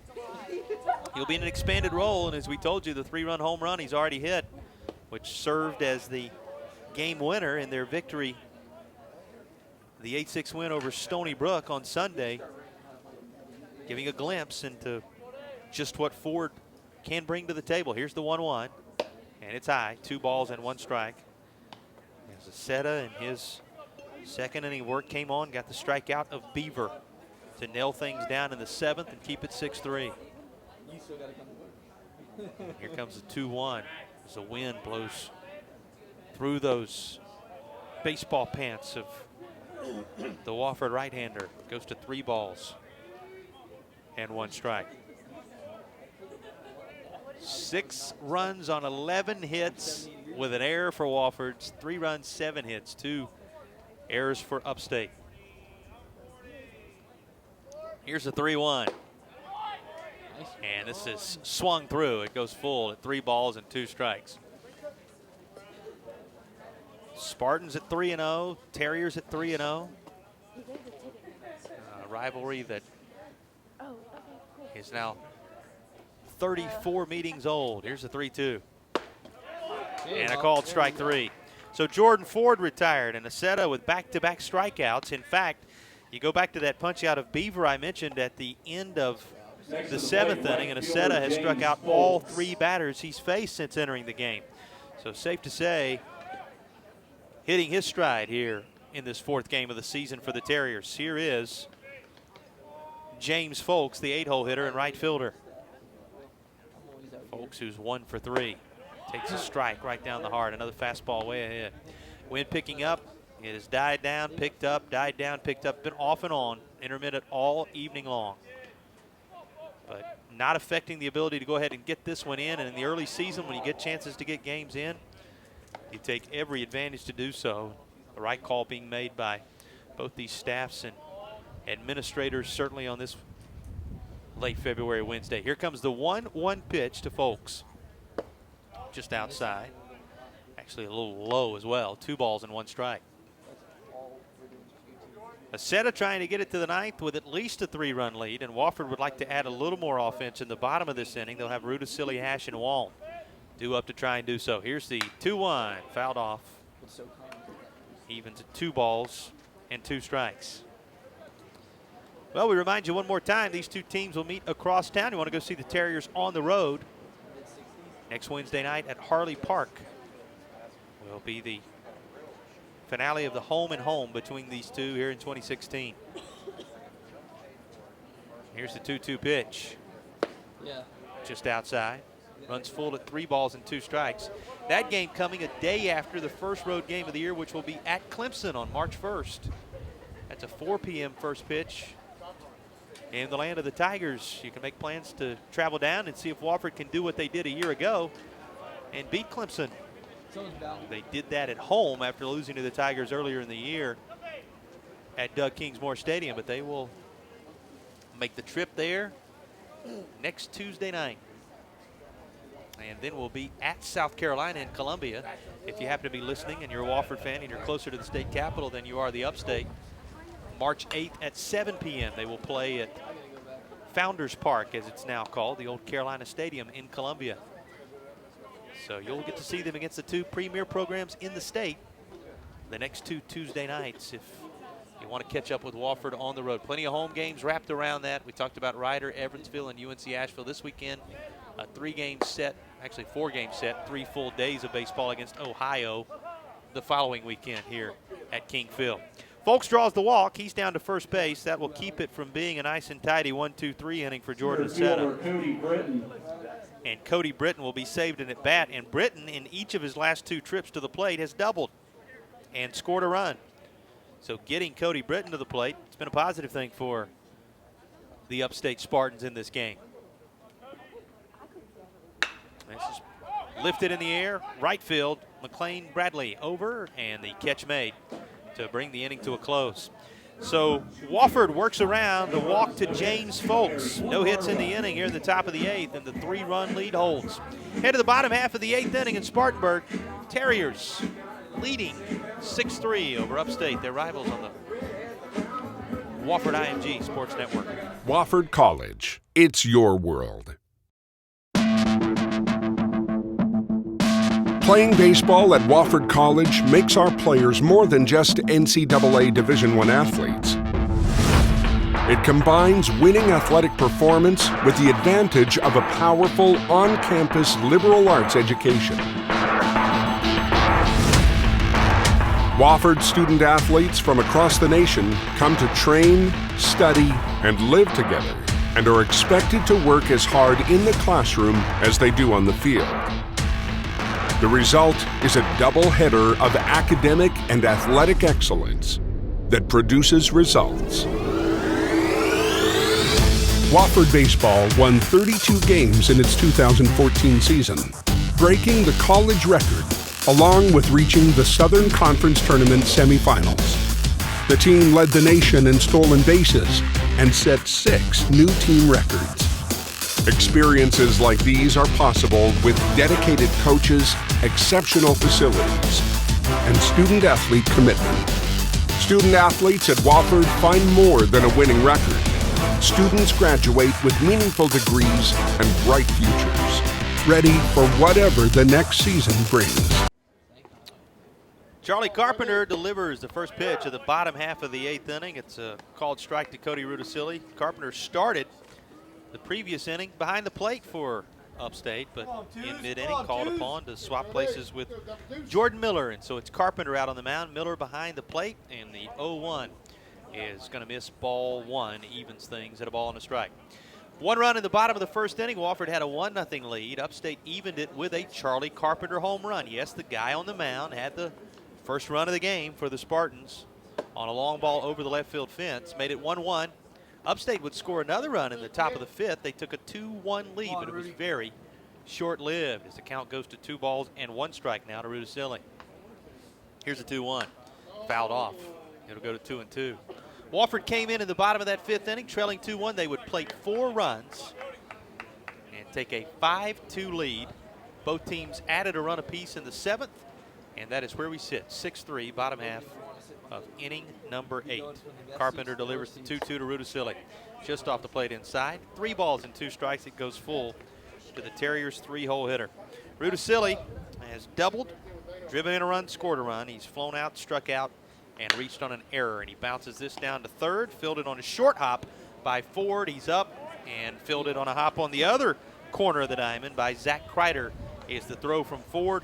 5-3 put out, 1 gone, and that's how the bottom of the 8th inning gets underway. First baseman Brett Hash. Brett Hash will hit once again, and every time the Palmetto Pride cleanup hitter comes to the plate, we remind you while traveling to and from Wofford games, keep all your trash inside your car until you can dispose of it properly. That's doing your part to help keep South Carolina beautiful, and that reminder brought to you by Palmetto Pride. And the Palmetto Pride cleanup hitter, Brett Hash, takes a ball. It's 1-0. Will Stillman up and throwing in the Wofford bullpen. Stillman, who they tell us they're going to use a little earlier than they did a year ago, and as often or more than we've seen him. Stillman, who we talked about earlier in the game, goes to 1-1 on Hash, was drafted alongside Luke Leftwich. Stillman drafted by the Boston Red Sox in the latter rounds and opted to come back to school, where he will most likely this year take over the distinction of being the all-time saves leaders in Wofford history. Comes into this season 10 away from that mark. Here's the 2-1 called strike inside corner on Brett Hash. Stillman, who entered the year with 19 saves, approaching the 29 of Eric Eck, which leads the way all time. And of course, his 15 saves a year ago, if he gets even halfway to that, he'll be right on the doorstep of that all-time saves mark before the year's done. Strike 3, Brett Hash retired. Second time he struck out in the game for a player that had not struck out coming into this game through the first 3 Terrier contests. So Upstate doing a pretty nice job holding Hash down. He's not scored a run, has driven in a run. That was back in the 5th inning as a part of that 4-run rally. But 2 quick outs, and now it's up to Carson Waln if Wofford is going to carry more than a 6-3 lead into the top of the 9th. If you're looking ahead to the top of the 9th inning, it will be the top of the order for Upstate. Shimko, Fickus, Kreider are the scheduled hitters. Here's the 1-0 to Waln. This is lined in right field, should get down, base hit. Going to be just over the head of Kreider, and it'll be Kreider that ends up chasing it down out there. as it dies in that outfield grass, which I'm sure is somewhat soggy from all the rain we've experienced the last couple of days here in Spartanburg. Designated hitter, Cody Miller.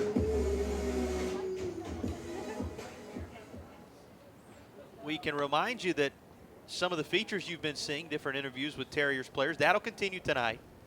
Carson Waln will be the featured interview, and he'll be asked a number of questions, including whether he's ever thought about trading his spot behind home plate to become a pitcher as the other side of the battery for the Wofford Terriers. That, many more questions will be asked of Carson Waln, and you can keep up with all those interviews post-game on the Wofford YouTube page. 6-3, 2 down, Waln over at first, and Cody Miller awaiting the pitch from Charlie Carpenter. Carpenter first throws over, right-hander checking on the Wofford catcher. And if you wonder, well, why is he throwing over to check on a catcher? Keep in mind, this is a Wofford catcher that a year ago ended up stealing 17 bases and had 4 triples, and that's unheard of for a backstop. But evidently all that time in the squat behind home plate, no effect on the knees of the young Wofford Jr. out of Atlanta, as he does not mind to take off given the opportunity. Here comes the 0-1 pitch to the right-handed hitting Miller. And it's at the letters for a called strike. Puts Carpenter ahead 0-2. So now Carpenter a strike away from getting his team into the first base dugout, just trailing at 6-3. Waln, who scored after singling back in the 7th inning, leading off here in the bottom of the 8th inning. Will watch his teammate and a guy who often relieves him in that catching spot for Wofford, Cody Miller, foul it right back against Jordan Miller. Those two battled it out as a pitcher-batter combination last inning. They now are sharing the same dirt around home plate in this bottom of the 8th inning. Here comes the 0-2 from Carpenter again after the little foul tip, and this is swung on, miss, strike 3. That takes care of the bottom half of the 8th inning. 2 strikeouts for Charlie Carpenter. He does his job in the bottom of the 8th for Upstate, keeps it a 3-run game, and the top of their order is what Wofford will deal with in the 9th, trying to nail down a 4th straight win, or the Terriers. They'll lead it 6-3 on the Wofford IMG Sports Network.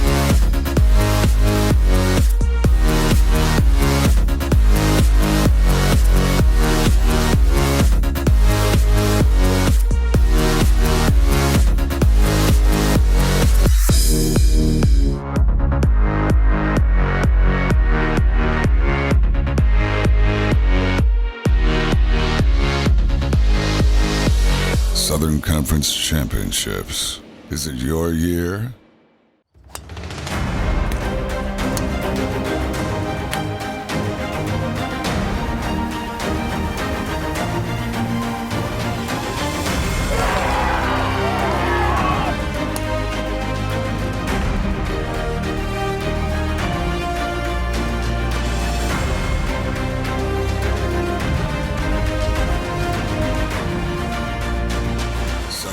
Championships. Titles are forever.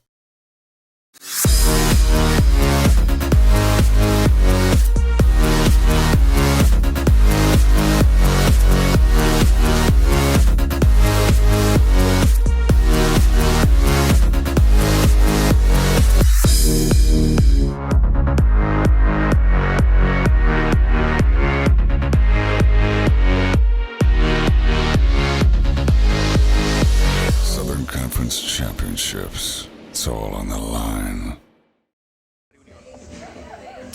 Will Stillman, the talented Wofford closer, the SoCon relief pitcher of the year in the preseason, and a guy who earned conference honors a year ago as well on the second team, will take over trying to nail down the final 3 outs. He will face Shimko, Fickus, and Kreider, top of the order for the Upstate Spartans, crosstown rivals of these Wofford Terriers.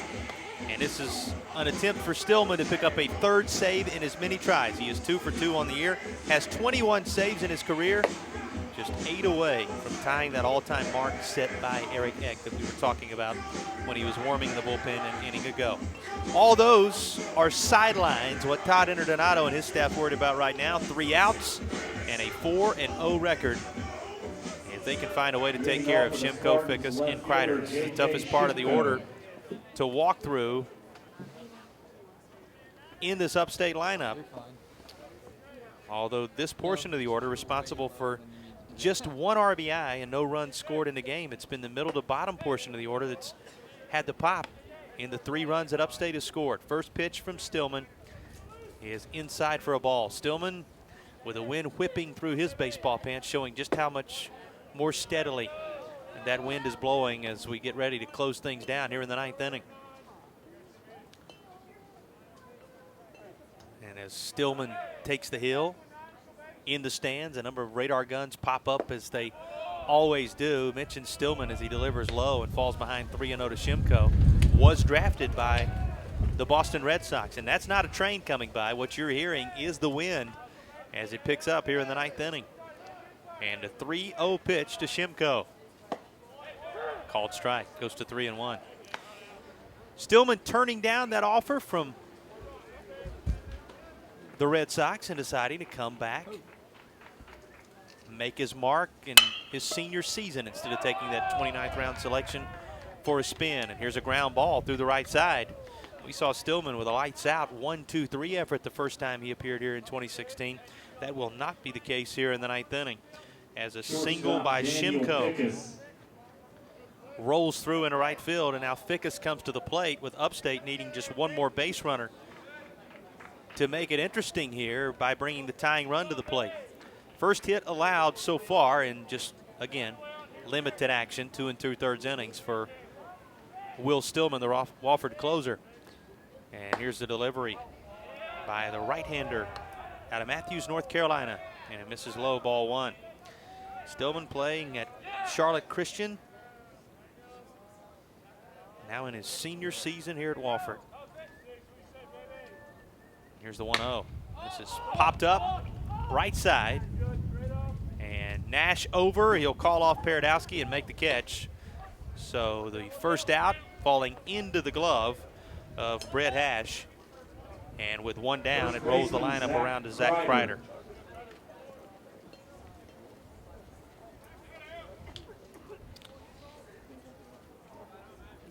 Kreider comes to the plate. Kreider with a fly out into center, a strikeout, a sac bunt, and he also singled ahead of being erased on a double play in his last at bat back in the 7th. And here's a strike as Stillman reverses the script, gets ahead this time 0-1.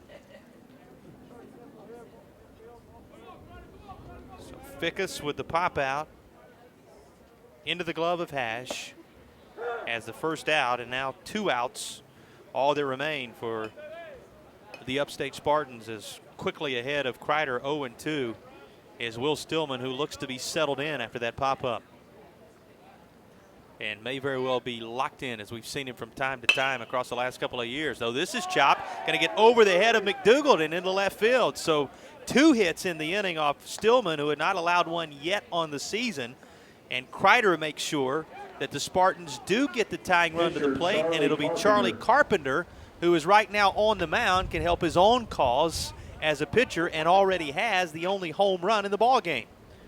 So Charlie Carpenter, a right-handed hitting, I guess you'd call him Mr. Everything right now, pitcher, home run hitting slugger, and he stands in with the hopes of the Upstate Spartans resting on his shoulders, and Wofford 2 outs away from nailing down the win and staying the unbeaten in this battle of 3-0 teams.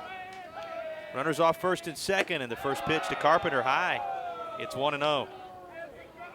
Kreider just enough on it to chop it over the head of the third baseman and sneak it into left. That was after Shimko started off this 9th inning by punching one through the right side and into right field.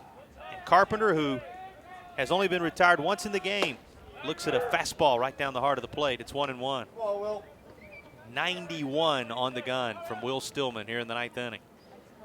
He struck out, did Carpenter, in the first, but since then has not been retired. The home run in the 4th we talked about, and then the 2 walks in the 5th and 7th, respectively.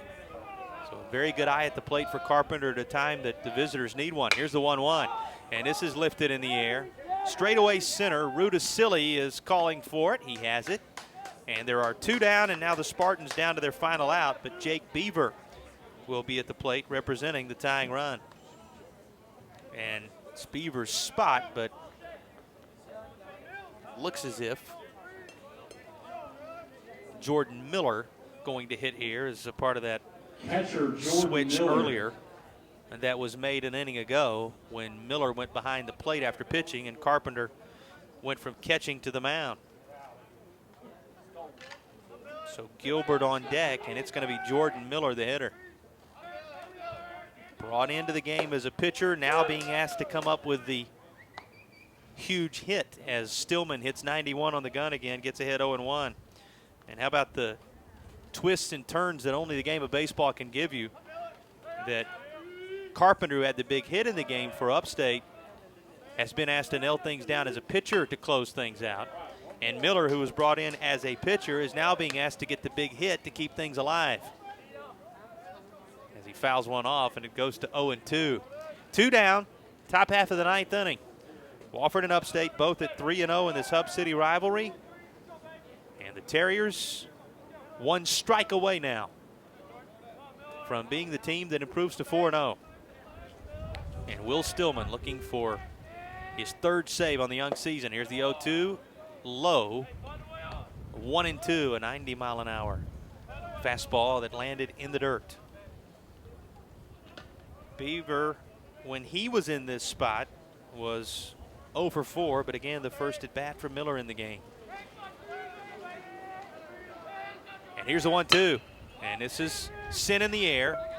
Charging is the center fielder, Rudicilli. Out is Bradley as well from right. It'll be Bradley who cuts right in front of him to make the catch, and the ball game is over. A hug for Will Stillman from his catcher and battery mate Carson Waln, and it is the indicator that the Wofford Terriers have picked up a 6-3 victory, their 4th straight to start 2016, and they remain unbeaten, taking the first of 2 from their Hub City rivals. These 2 will meet again a week from tonight across the way, just down Pine Street on the Upstate campus.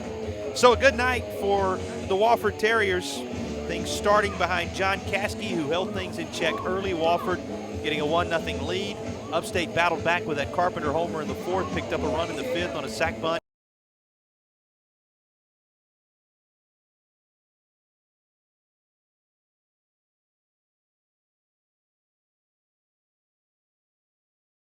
Long run in the 7th inning, and that set the final of 6-3. 6 runs on 12 hits, 1 error for the home team, 3 runs, 9 hits, 2 runs for the visitors. And when all is said and done, it's Wofford improving to 4-0 on the 2016 season. So for Garrett Hall, our entire crew, for everybody that's made this night possible, for Catherine Martin, who gave you some reporting along the way, Trey Nelson, who was instrumental in getting the broadcast up on the air as well, and for everybody on the Wofford IMG Sports Network side of things also, Jason Patterson saying thanks for joining us on this Wednesday night where the Terriers are victorious. Make plans to join us again at 5 p.m. on Friday night when Ryder comes to town, and the Terriers will look to make it 5-0 here at King Field.